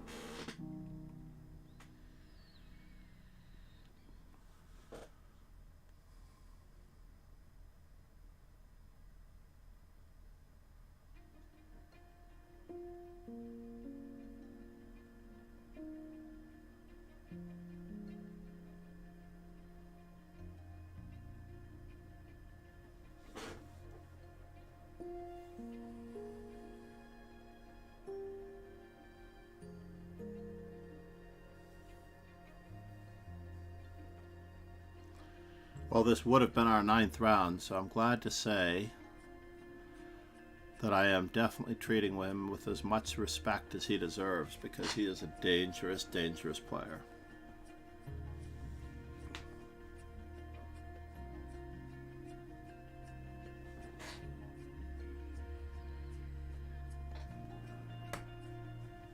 So this opening defense that I played against Ronnie is the one that convinced me to never play the English opening. Namaste, Ronnie.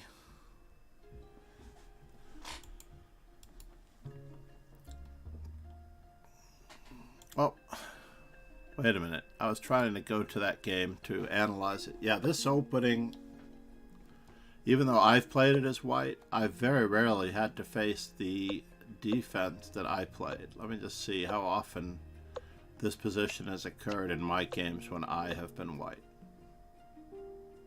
It's crazy that no one has played this position when I was white. How about this position?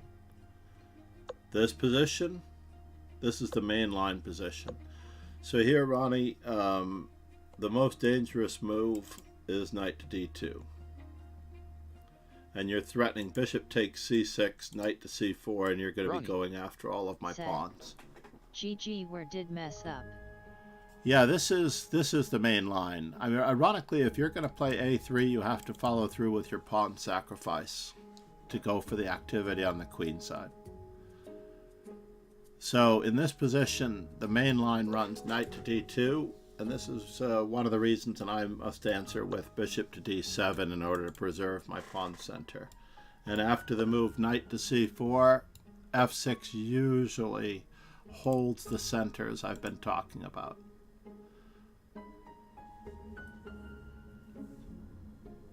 So interestingly enough, this is a34 in the informant. And you can get not just ECO, said. And no, B. I don't follow any chess master for English opening, I just like it. No, I know, it's unfortunately a little bit of an addiction, like the King's Indian and whatnot. I like to play chess, so therefore I don't limit myself to any one particular opening. But I played this as white against a FIDE master from Chicago, and he told me very astutely, this was, I'm trying to think, 1988, 1989, 1990, only about 4 or 5 years after I started coaching, told me the very valuable advice that if I want to rip the heads off of stronger players, I had to play E4 or D4 with aggressive intent, aggressive, assertive intent. When you play openings like the English opening, you have to be better than your opponent at the end game. Better at gaining space, better at securing square and color complex advantages. And the English opening is far richer than one could possibly imagine. It looks simple at the outset, but really it is far, far, far more complex. As black, you should also be playing the Sicilian, which is also far, far richer than one can imagine because of the permeations that could ensue. Someone asked me earlier to play the Taimanov, which was knight f3, knight c6. Said, yet I'm just beginner, I'm 18. Oh, that's cool. No, I love the English opening. I would play through, there's a great book by Garry Kasparov called Toxic Precision. I wonder if I have it here in my Kasparov books.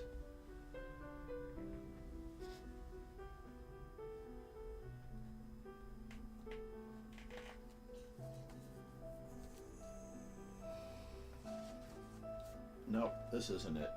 Although it's a really useful book from 1981 to 1984. Toxic Precision. It is a book on Garry Kasparov's handling of the English opening. And it is very addictive. So as a result, I usually recommend, as I told the Warrior earlier as well, that you work first on building all of your skills from a simple standpoint, like a science experiment. And with the science experiment that I'm referring to, you basically want to have a constant in your experiment. Now, you happen to have the English opening as your constant. Unfortunately, the English opening has many more transpositional possibilities than if you just played D4 or E4 and just set out to do that. So, for example, the Ruy Lopez, or the Spanish game, is far easier to play with white than the English opening. because the logic behind it and the single-minded thread of ideas toward either building up a big center or going for a kingside attack or things like that, basically you will also be able to do it from a standpoint of a slightly better position. With the English opening, you can accidentally equalize and not know it. And to me, the symmetrical said, is... But isn't it two known opponents might have studied it? No, that has nothing to do with, believe it or not, it's like setting up the pieces. Basically, the game starts to be played on move number 15 or 16 rather than on move number 4. So in the English opening, I don't know when you got out of your book. So all of this is pretty well known. You might have been out of your book on this move, but you did fine. You did everything great. And even here, I thought this was a very enterprising move. Let's go to the Masters database here. So in the Masters database, you'll see that the A3 line is pretty ambitious. The vast majority of the strong Grandmaster games do end in equality, but if I castle as black, you know what? I'm wondering, it's after Bishop E7. Hold on one second.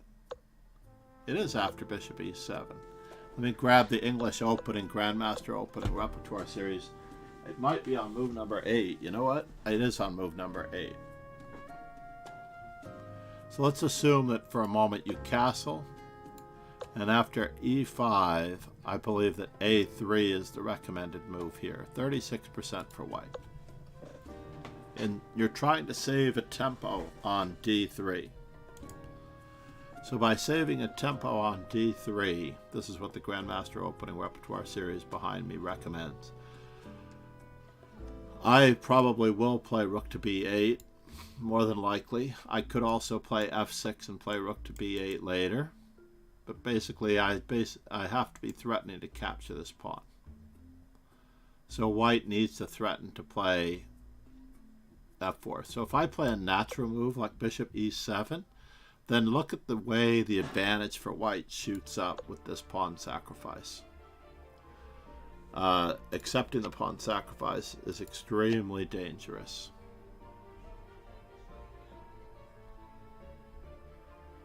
So for example, Bishop to B4 is likely, but notice how you're getting me to move the same piece twice, and there are very many Benko-like, reverse Benko-like type structures from the Benko gambit that appear in these lines.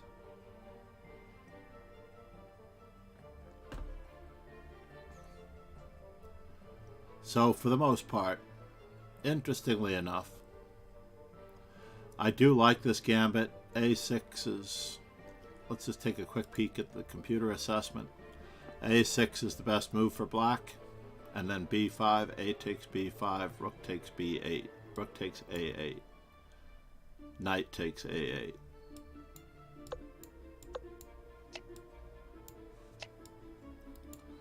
And I think you forgot that my knight was here when you went for this tactic in that line.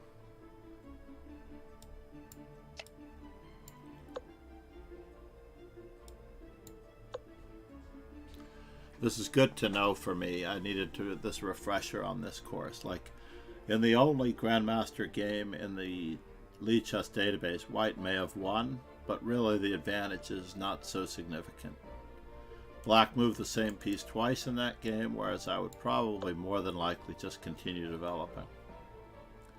And this is where the move D4 comes in. Said, yet I shouldn't have given my active pieces. Yeah, you tried to cash in. If I'm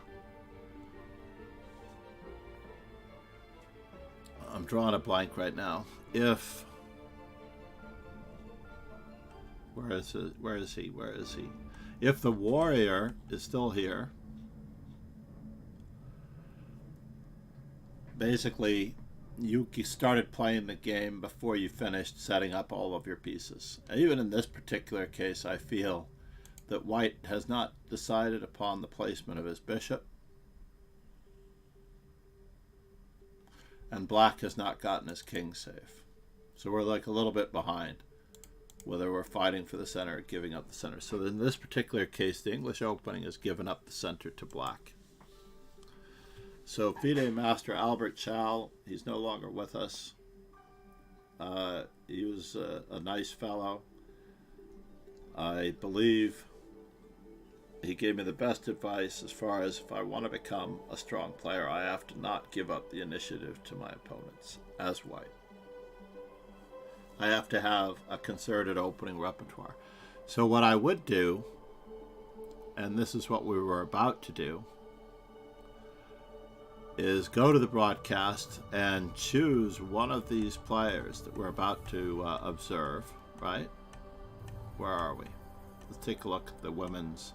Let's take a look at the Women's World Championship. The Women's World Blitz Championship. Let's look at this one, for example. Let's go with round 1. Valentina Gunina.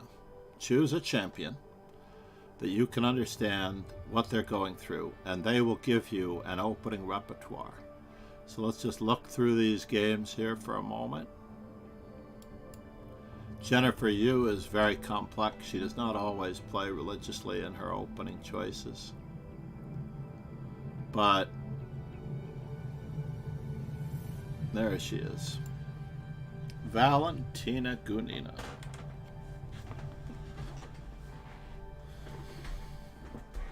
So let's follow her to a great extent throughout this particular line. I just need to look her up real quick.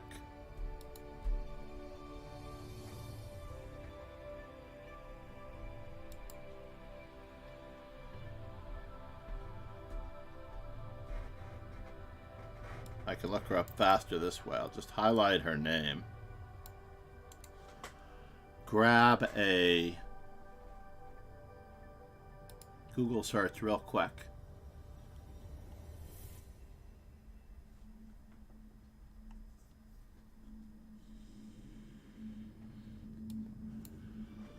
And I'm just going to grab a publicly generated photograph of her. Ronnie. From Russia 2015. Is How to Reassess Your Chess a good book? I'm considering to buy it. It is a lovely read. I have an early edition. Let me just take a quick peek at it for you. So I have the 3rd edition. And it is a great read. I would pretty much read through this entire book without necessarily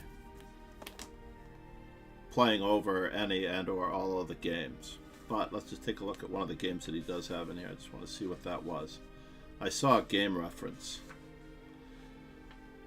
First Rule of Knights, Understanding Knights, Kavala Karpov.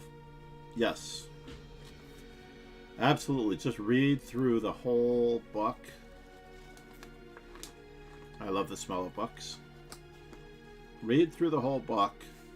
Make sure that there are no missing pieces in your understanding of chess. And it's a very thick book nowadays, by the way. It's gotten even thicker. The Mystery of the Center. The Center under Siege and the Indestructible Center. I would probably write these chapters a little differently myself. Weak pawns, strong pawns, weak squares, material loss and sacrifices, temporary imbalance and development in the initiative, open files. But yeah, I would read through this book, actually probably the first time, as quickly as you can, and then go through it a second time and play through the moves and the games in the book. So that way you get a complete picture of what is going on. How to Reassess Your Chess by the late Jeremy Silman. He was a good guy. Amateur S mind. You know, I don't have the amateur's mind only because I don't want you to have an amateur's mind. I want you to think into the future. All right?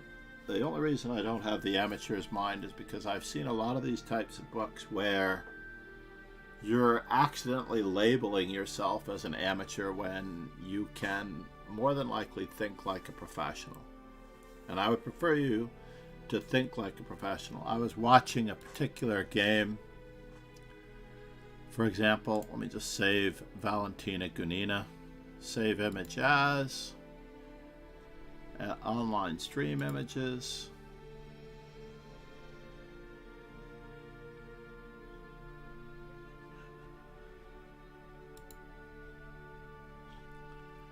And basically, I want you to really think like a professional to a great extent. This is the current women's Blitz world champion. She was undefeated throughout the entire tournament. She went about 14, 15, or 16 rounds. I think she went 14 rounds without losing a game. If we look at the stats. So for the most part, let's just see here. I'm going to switch over. I want to see how this comes out in a study screen. Learn, study, and if we look at the main study screen, Lichess study. We're going to switch to here. Is this correct? I'm going to head back to... Whoops. We lost our play. It looks pretty good. It looks like the board is the most important thing on the screen. Player images. I'm going to add a player image of Valentina Gunina. Ronnie. Said, have you played any WGM? I played worse than that. Judith Polgar annihilated me. Irina Crush, I had a much better game against before she outplayed me in the middle game, late middle game.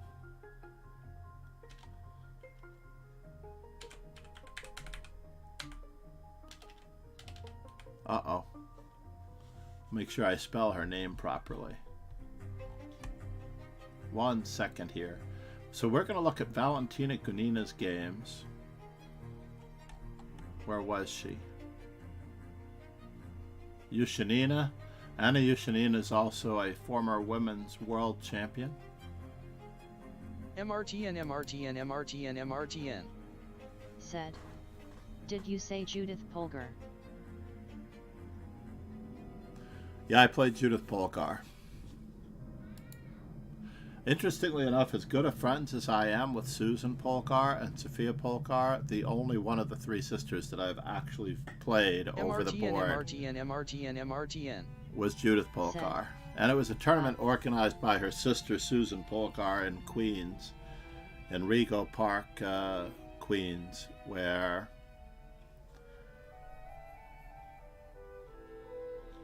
I literally got obliterated.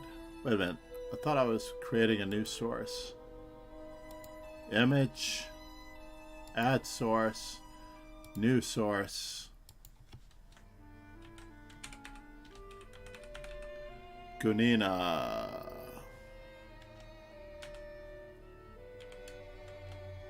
Valentina. So yeah, we could go with Magnus Carlsen, but he's a much harder player to emulate. Let's browse. And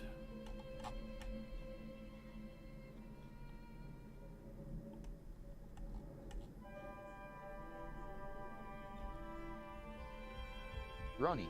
where is Valentina Gunina? I believe you might have met Carlsen too.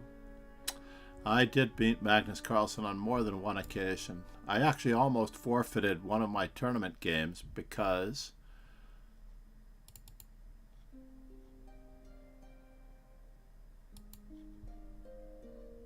there we go.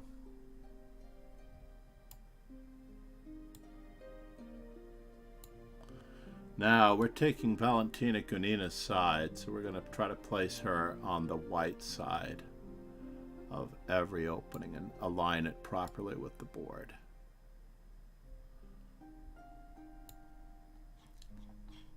And interestingly enough, I'm going to bring this down a little bit and I'm going to move up her opponent's name.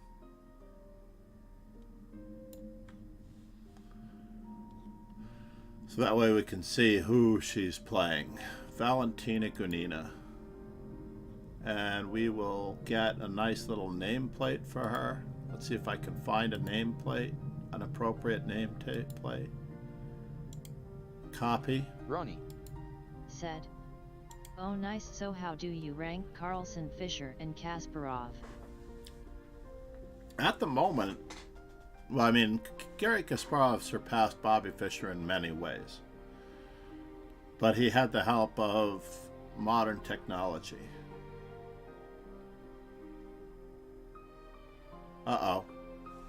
I have a feeling that this is going to be bad for me. Wonder if I can take it from another study. So what is this puppy?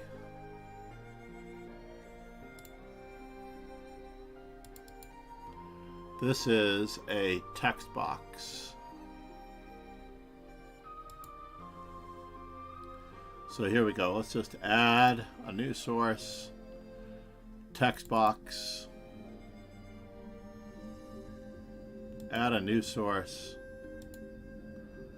And we'll give it a color other than black maybe, but let's just do it. 2023 Women's World Champion.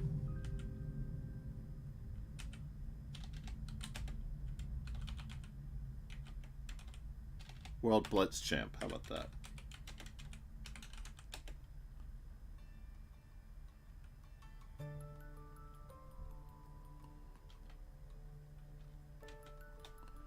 Is it going to type on the bottom now?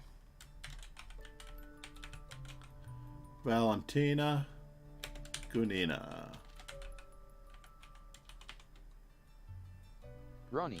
And I believe she's actually a grandmaster. So we are analyzing live games or what?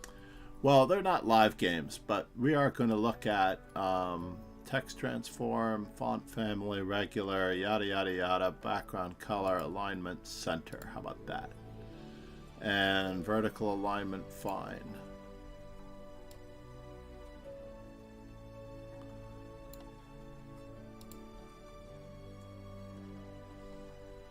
We'll put that right above the statement. I just need to see what my text font is for the most part. It is Techo, regular, and the size. Got it.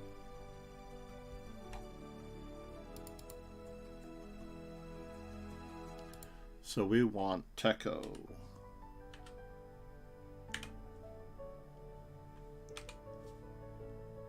What?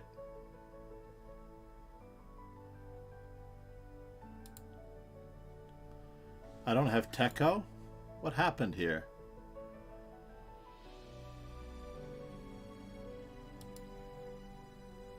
That's terrible. The font family Techo does not exist yet.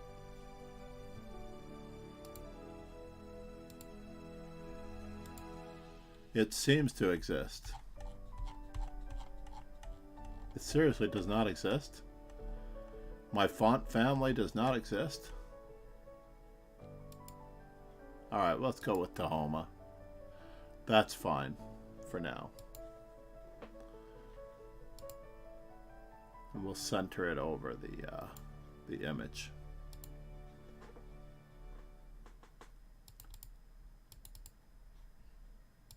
And I'll make it bold. How about that?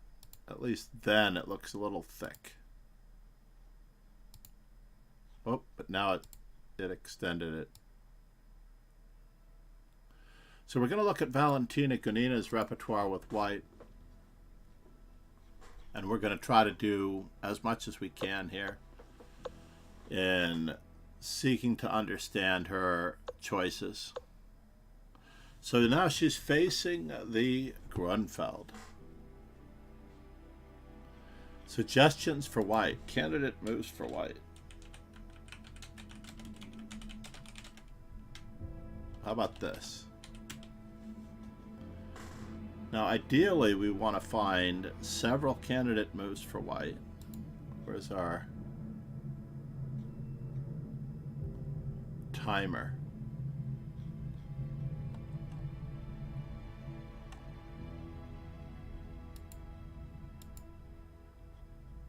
timer is not showing. That's the free timer, all right. There it is. Found it. So we found our free timer. We're going to give ourselves, in seconds, we're going to give ourselves 90 seconds. How about that?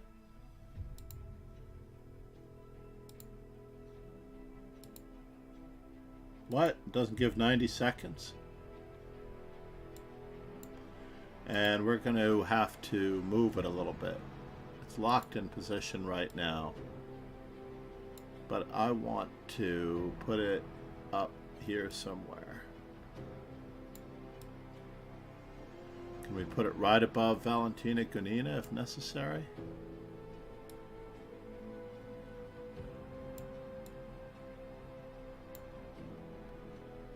Will it be seen?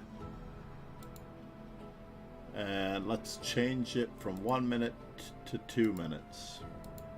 Give everybody a chance to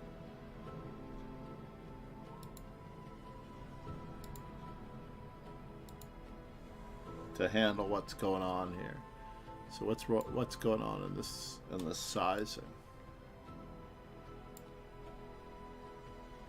Oh, is that the problem? Control Z. Let's just make it a little wider so that it appears properly. There we go. 90 seconds. I like it.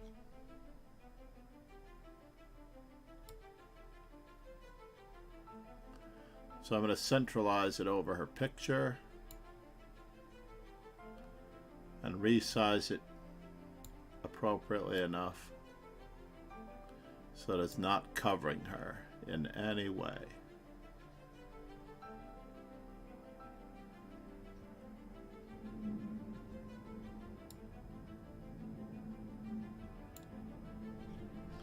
So moves for white in this position. Suggestions for white. Fascinatingly enough, we're going to compare our choices with Stockfish 16. We're going to see what the choices are.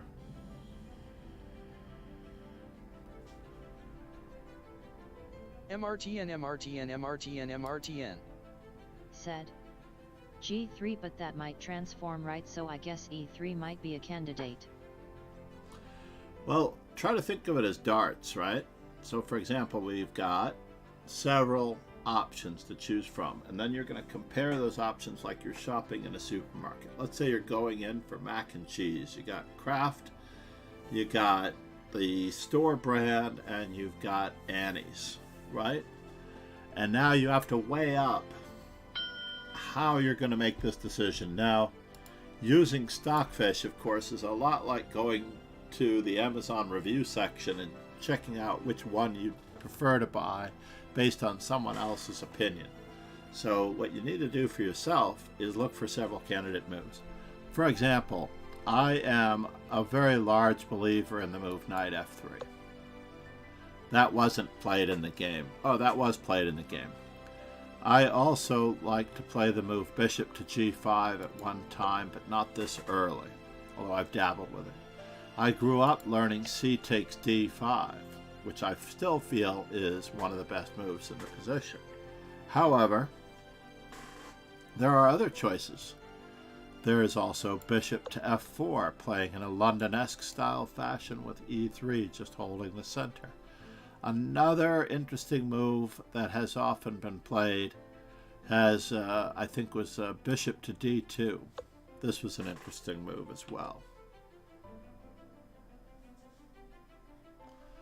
So, fascinatingly enough, what you choose is entirely up to you. Now, Gunina chose Knight F3. Basically, what you're trying to do with your candidate move choices, you throw 3 moves out there, and I probably would have thrown out CXD5, and I'm going to do a quick example. Knight F3, comma, and Bishop to G5. So I probably would have sent them out like that. Now, if Valentina's move is among your 3 choices, this could also be considered a draw. Like, okay, I drew with Valentina Gunina. I at least considered the move that she was thinking about.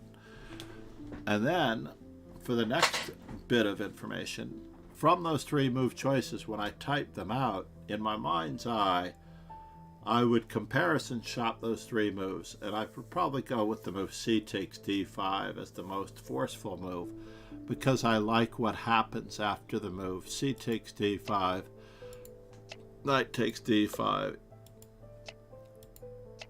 and I build a big center like this. And this would lead to three further choices. The three most popular further choices are bishop e3, knight f3, and bishop c4 in this position. Momo Chess said, "Hello there. Hello Momo, good morning. How are you? We're looking at Valentina Gunina's games from the Women's World Blitz Championship. Let's give her a quick shout out, as well as for Kingslayer Sloan, who was here a little while ago. So basically, we're considering several options Momo Chess in this particular position. 1d4. 1d4. Hold on here. I need to add another source. Where is my my pretzel rocks? You know what? Since pretzel rocks is not here. Oh no. Control Z. Whoops, that was close. I'm going to move the timer to right below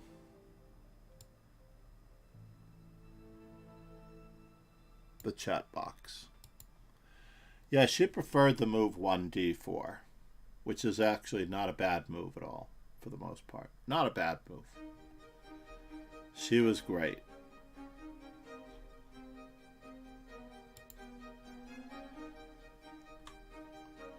Do I want to centralize that whole thing?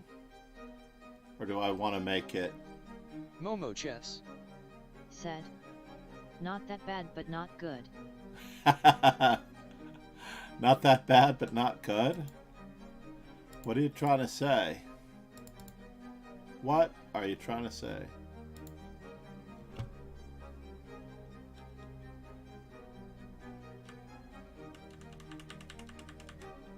Can I make this happen?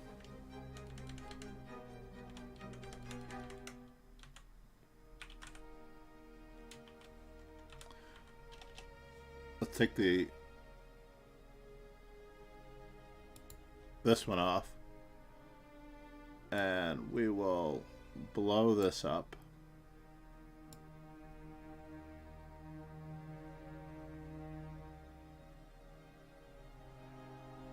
This way.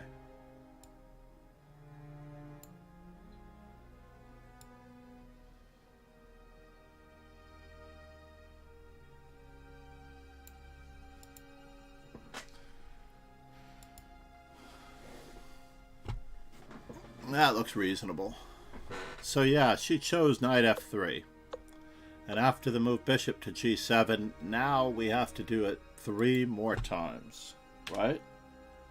We want to do candidates for white. I'm going to give everybody a couple of minutes here. And basically you're trying to match wits with Valentina Gunina the entire way. This is her game against Anna Musicek. Which round? I do not know off the top of my head.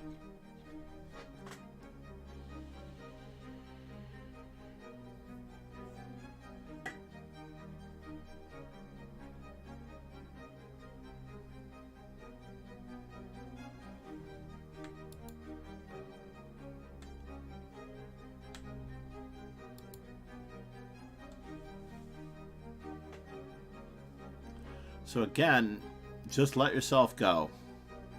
Try to find 3 moves. Once again, previous candidate moves can once again be your choice, your guide. So previous candidate moves could be still available to you if they're not at all. Momo Chess I need to change the said, Stream. E3 bf4 qc2. Stream title. E3, bishop f4, queen c2. Absolutely.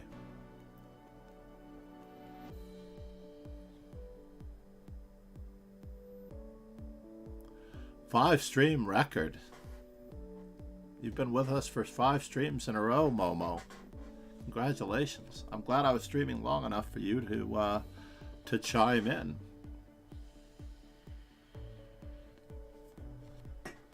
Well, I didn't reply to a student as to when I was going to be available. I do not want to go too long as far as the stream goes.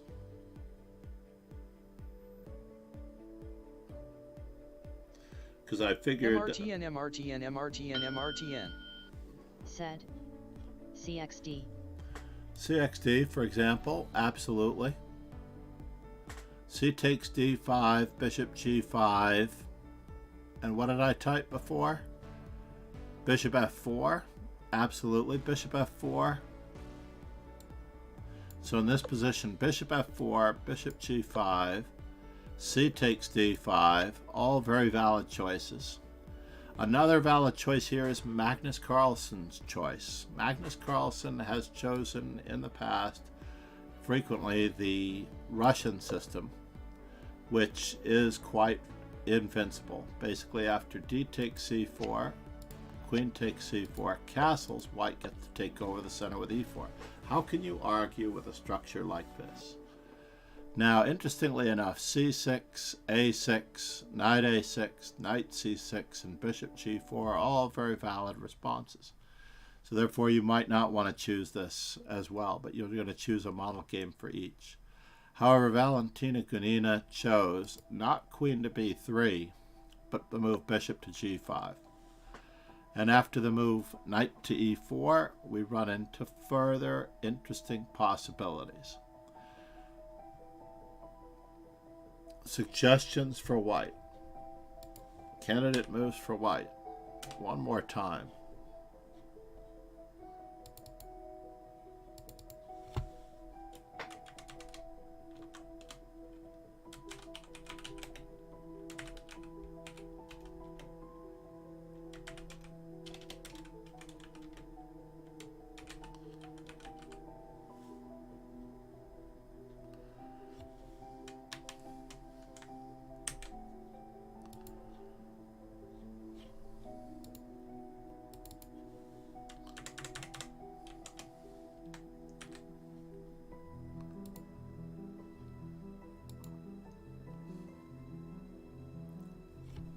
Now, understandably, all of these moves don't necessarily lead to that much of an advantage.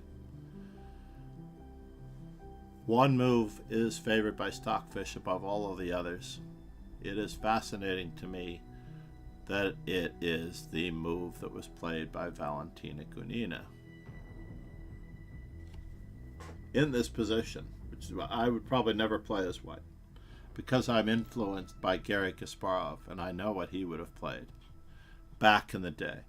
So getting back to the question, who is the best world champion? It's pretty much a tie between Magnus Carlsen and Momo Chess. Garry Kasparov. Said. Bobby NSC Fischer 4BF4H4. has been surpassed in both the versatility and the universality of both Kasparov and Magnus Carlsen. Fischer, for his day, he is truly, easily the number 3 world champion, perhaps, of all time. Of those 3, if I were to rank them. Very good. Knight takes E4, bishop F4, and H4. I didn't start our timer, unfortunately, so the move that Valentina played was bishop to F4. However, I am a huge fan of C takes D5. Because of this continuation that Garry Kasparov often played. Knight takes G5, knight takes G5, and after E6, queen D2, E takes D5, queen E3 check, king F8,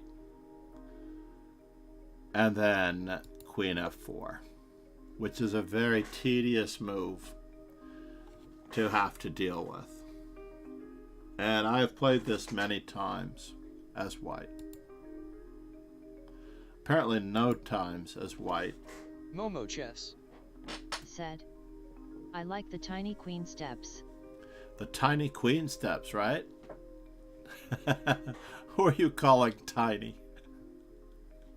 Unfortunately, the position is roughly equal. Now, Hikaru Nakamura and many others have played against this as white. And after bishop to g4, Nakamura both won a game against Sasikiran and drew a game with Anish Giri after the move h4. And this is a perfectly reasonable continuation, right? So Nakamura has played this as white.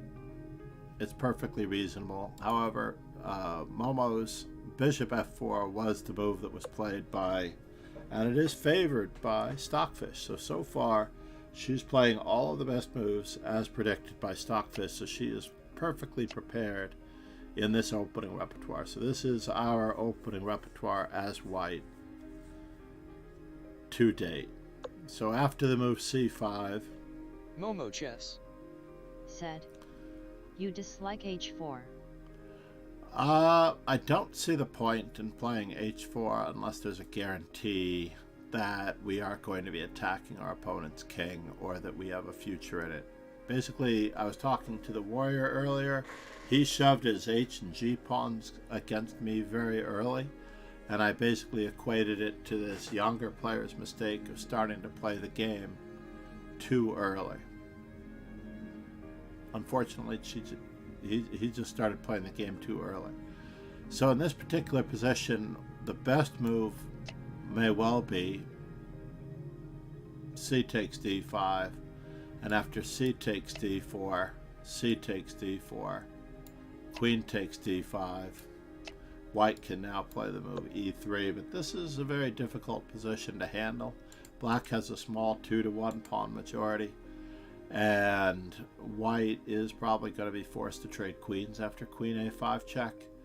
That advantage might be rather significant for some, but you have to be a fine technical player to be able to survive this. Valentina Ganina chose to keep the tension in the center with e3, and her opponent immediately faltered here. Rather than alleviate the tension in the center with c takes d4, which could be best, or castles, which could equally be best, Black chose the rather unusual move queen a5. This kind of forces White's hand a little bit, but perhaps the move that looks forced is not the best move. Candidates for White in this position.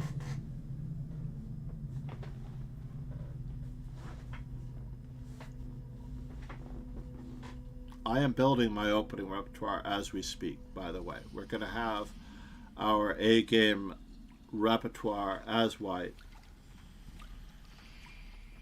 Ronnie. Said. Hi, I analyzed my game with you. It says that rook exchange was a blunder. Why blunder and not just a mistake? Is it too bad? Engine says too. The rook exchange on what move number? Yeah, I believe you. Exchanging rooks probably favors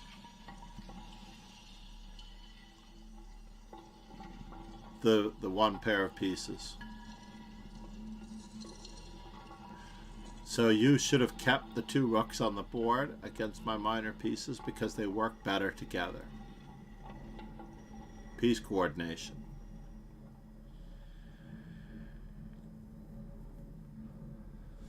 Also, if you are able to open up another file, Ronnie, then you will also have an opportunity to... Ronnie. Said. Move 11. Pegasus sway. Said. QC2 QB3 RC1. There he is. Ladies and gentlemen, Ron. Ron Hay. We had MD Knight 0 before, who stopped in. He's not with us anymore, perhaps, but he deserves a shout out anyway. I forgot to give him a quick shout out at the time. So interestingly enough, everyone here is Momo probably chess. concerned about Set. the QB3 QC2 Pawn on CXD5. C3. But c takes d5 is apparently the best move, since after the move, queen takes c3, knight to d2, we have all sorts of things that could go right or wrong in this position. With the move c takes d4, rook c1, so black should castle. And then we will put pressure on the open file and capture on c5, and we have a lot of interesting prospects. It's not that easy to find black's best move here. I want to turn off the best move arrows.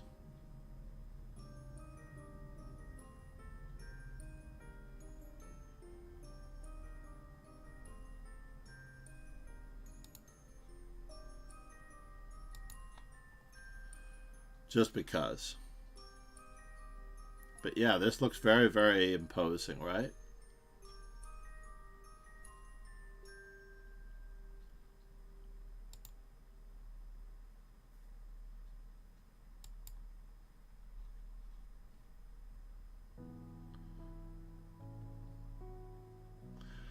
So Valentina Gunina played queen to d2 to keep everything on board. So she's not entirely there. Queen to d2, and after c takes d4, she was more than likely going to be recapturing and entering this technical phase of this blitz game.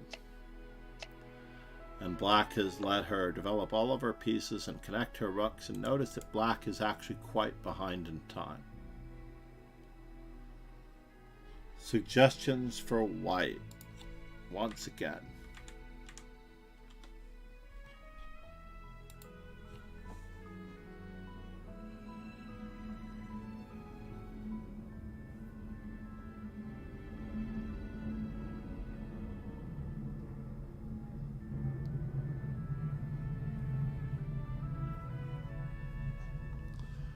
Building an opening repertoire. How about that? Let's rename our stream title just ever so slightly to that.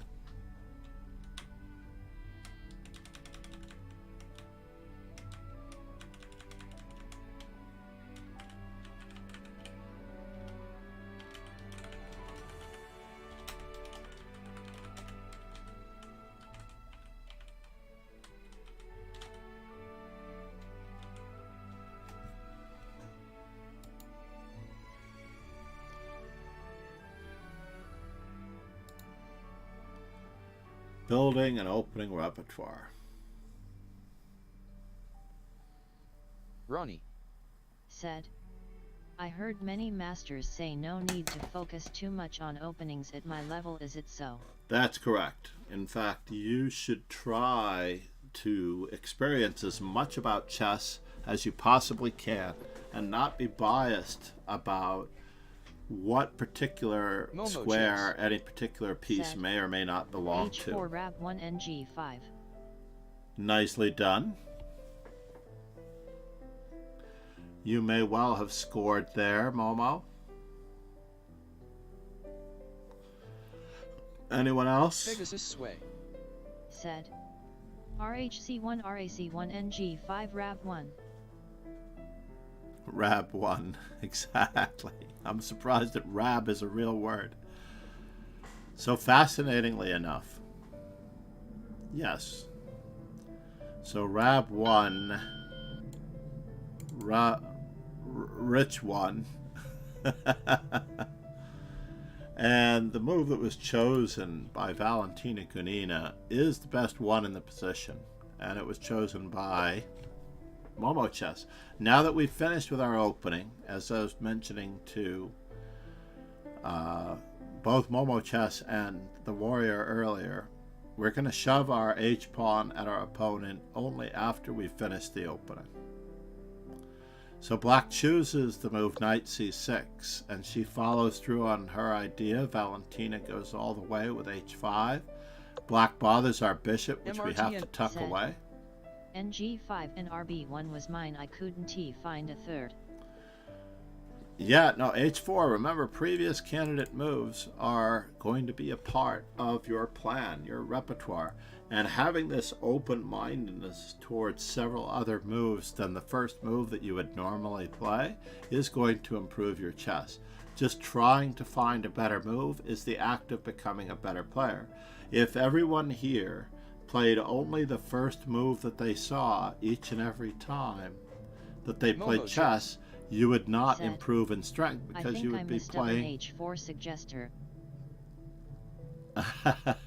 you would be playing the move that you are always going to play, and you're not going to become a better player. So always try your best to think outside the box and play moves that you would not normally play. So in this particular case, black plays bishop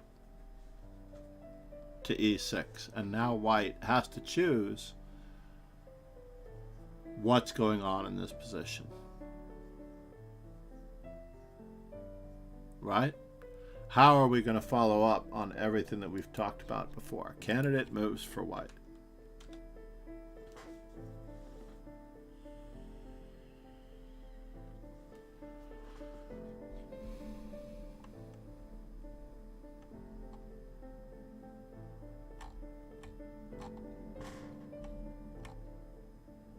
And this process can be done with almost any game played by masters, by the way. For Lauren J.W., who is a very big fan of Tarrasch, I have to admit that the Tarrasch-Ruy Lopez was played twice in Magnus Carlsen games this past few days. Magnus Carlsen himself played 5 knight c3 or 6 knight c3 in one of his Ruy Lopez Spanish games, and it was played by Aronian against Magnus Carlsen, the idea of knight c3 against the Ruy Lopez instead of the traditional c3 and expanding in the center with d4.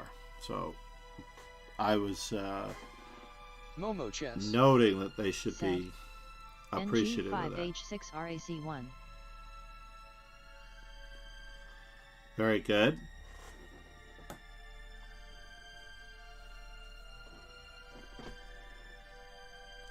And just trying to find better moves routinely, again and again, over and over. Right. Said, I believe HXG6 to get an open file, then maybe doubling the rook at the H file. Right, but that's just one move. There are several moves that white could be choosing here. White could go after the h7 pawn right away with a move like knight g5, Pegasus as sway. Momo suggested, Said, and Ron suggested. HXG6 H6 NG5. Very good, everyone. So believe it or not, h takes g6 does not appear to be one of the best moves in the position, for the small problem that perhaps black would want to open up his rook, or perhaps because it relieves the tension in the center. Knight to g5, Momo rook on chess. h to c1, Said, and h6 I think as I played. think HXG6 is too early. Momo Yeah, chess. h6 to g6 is Said, too early, but she chooses. You need NG5. Yeah, but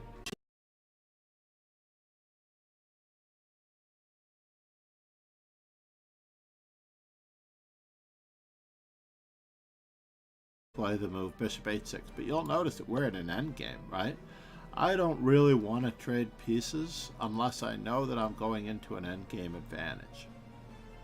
So h takes g6, h takes g6, king to g7, and if we were to play the move rook on a to h1, then rook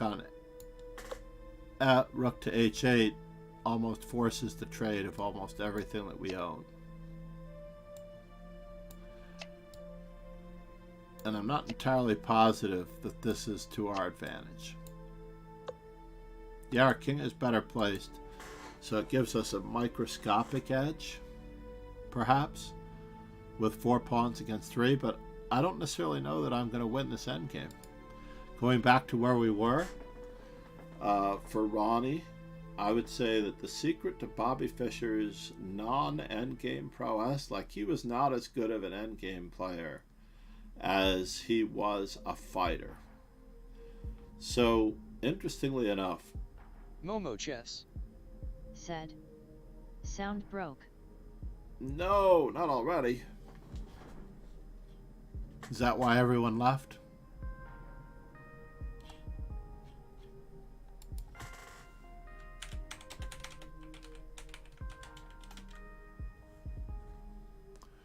YouTube, the sound actually works pretty well.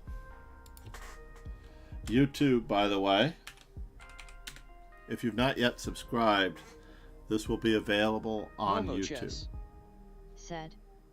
YouTube works. Indeed. I would definitely be saying to go to YouTube. And the video's up, I believe, yes? I believe that Twitch has been cutting out routinely on the audio after a certain amount of time for some strange reason. It's unfortunate, but true. So, if you haven't yet subscribed on YouTube, please do.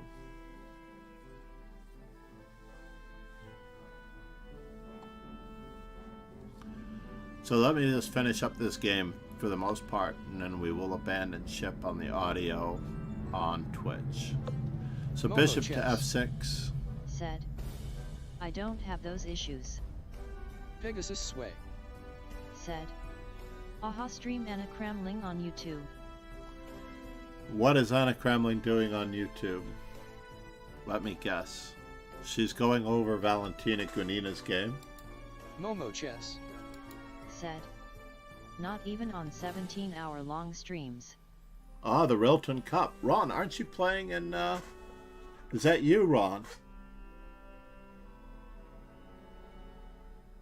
Oh, I was worried. No, she's playing Peter Wisdahl.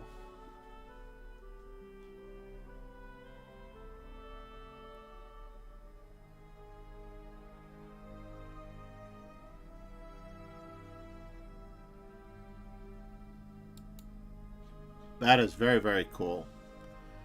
Very, very cool.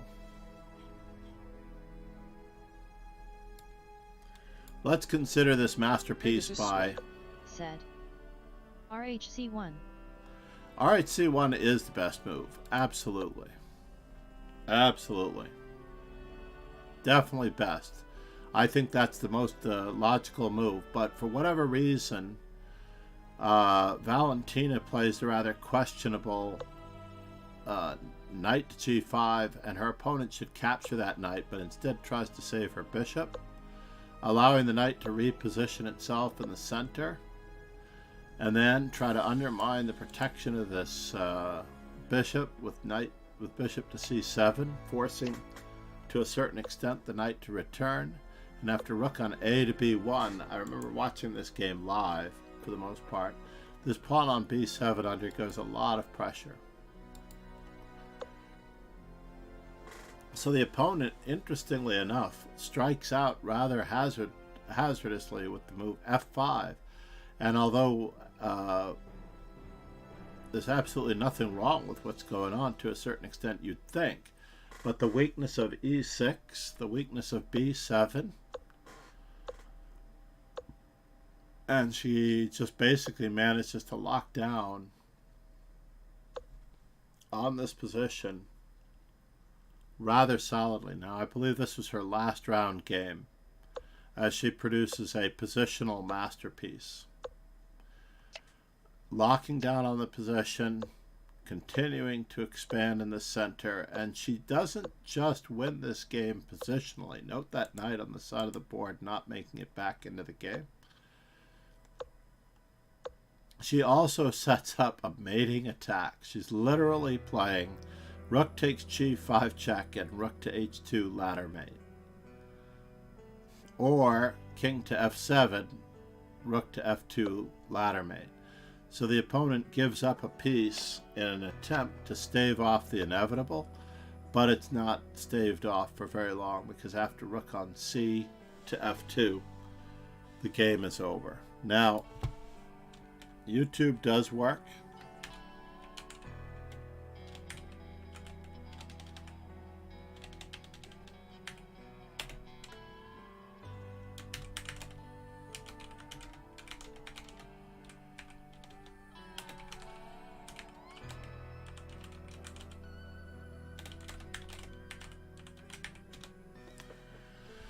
So we'll say go to YouTube, perhaps, on the replay. Now, interestingly enough, we've lost everyone here, as everyone has gone to YouTube, I hope. But needless to say, I'm going to raid Anna Cramling as we visit Ron Hay.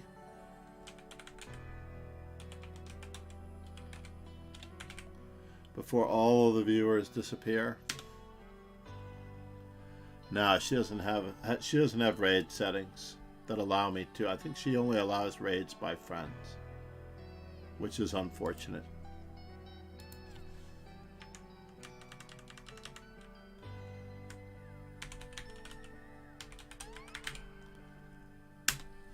So let's see what we can do to catch these 3 viewers over to Jules Gambit, where she is playing, also in the Rilton Cup. In any event, thank you for being here, everybody. I appreciate all that you've done so far. It was definitely a great stream. Cheers and ciao. We will be back with an instructional video on exactly this. Thank you, MD Knight Zero. Thank you, Ron. And thank you, Momo Chess. Whoops. And Kingslayer Sloan. Mad Quick Chess, MQC in the house. All right, everyone. Have a great day. Talk to you soon. Cheers and ciao.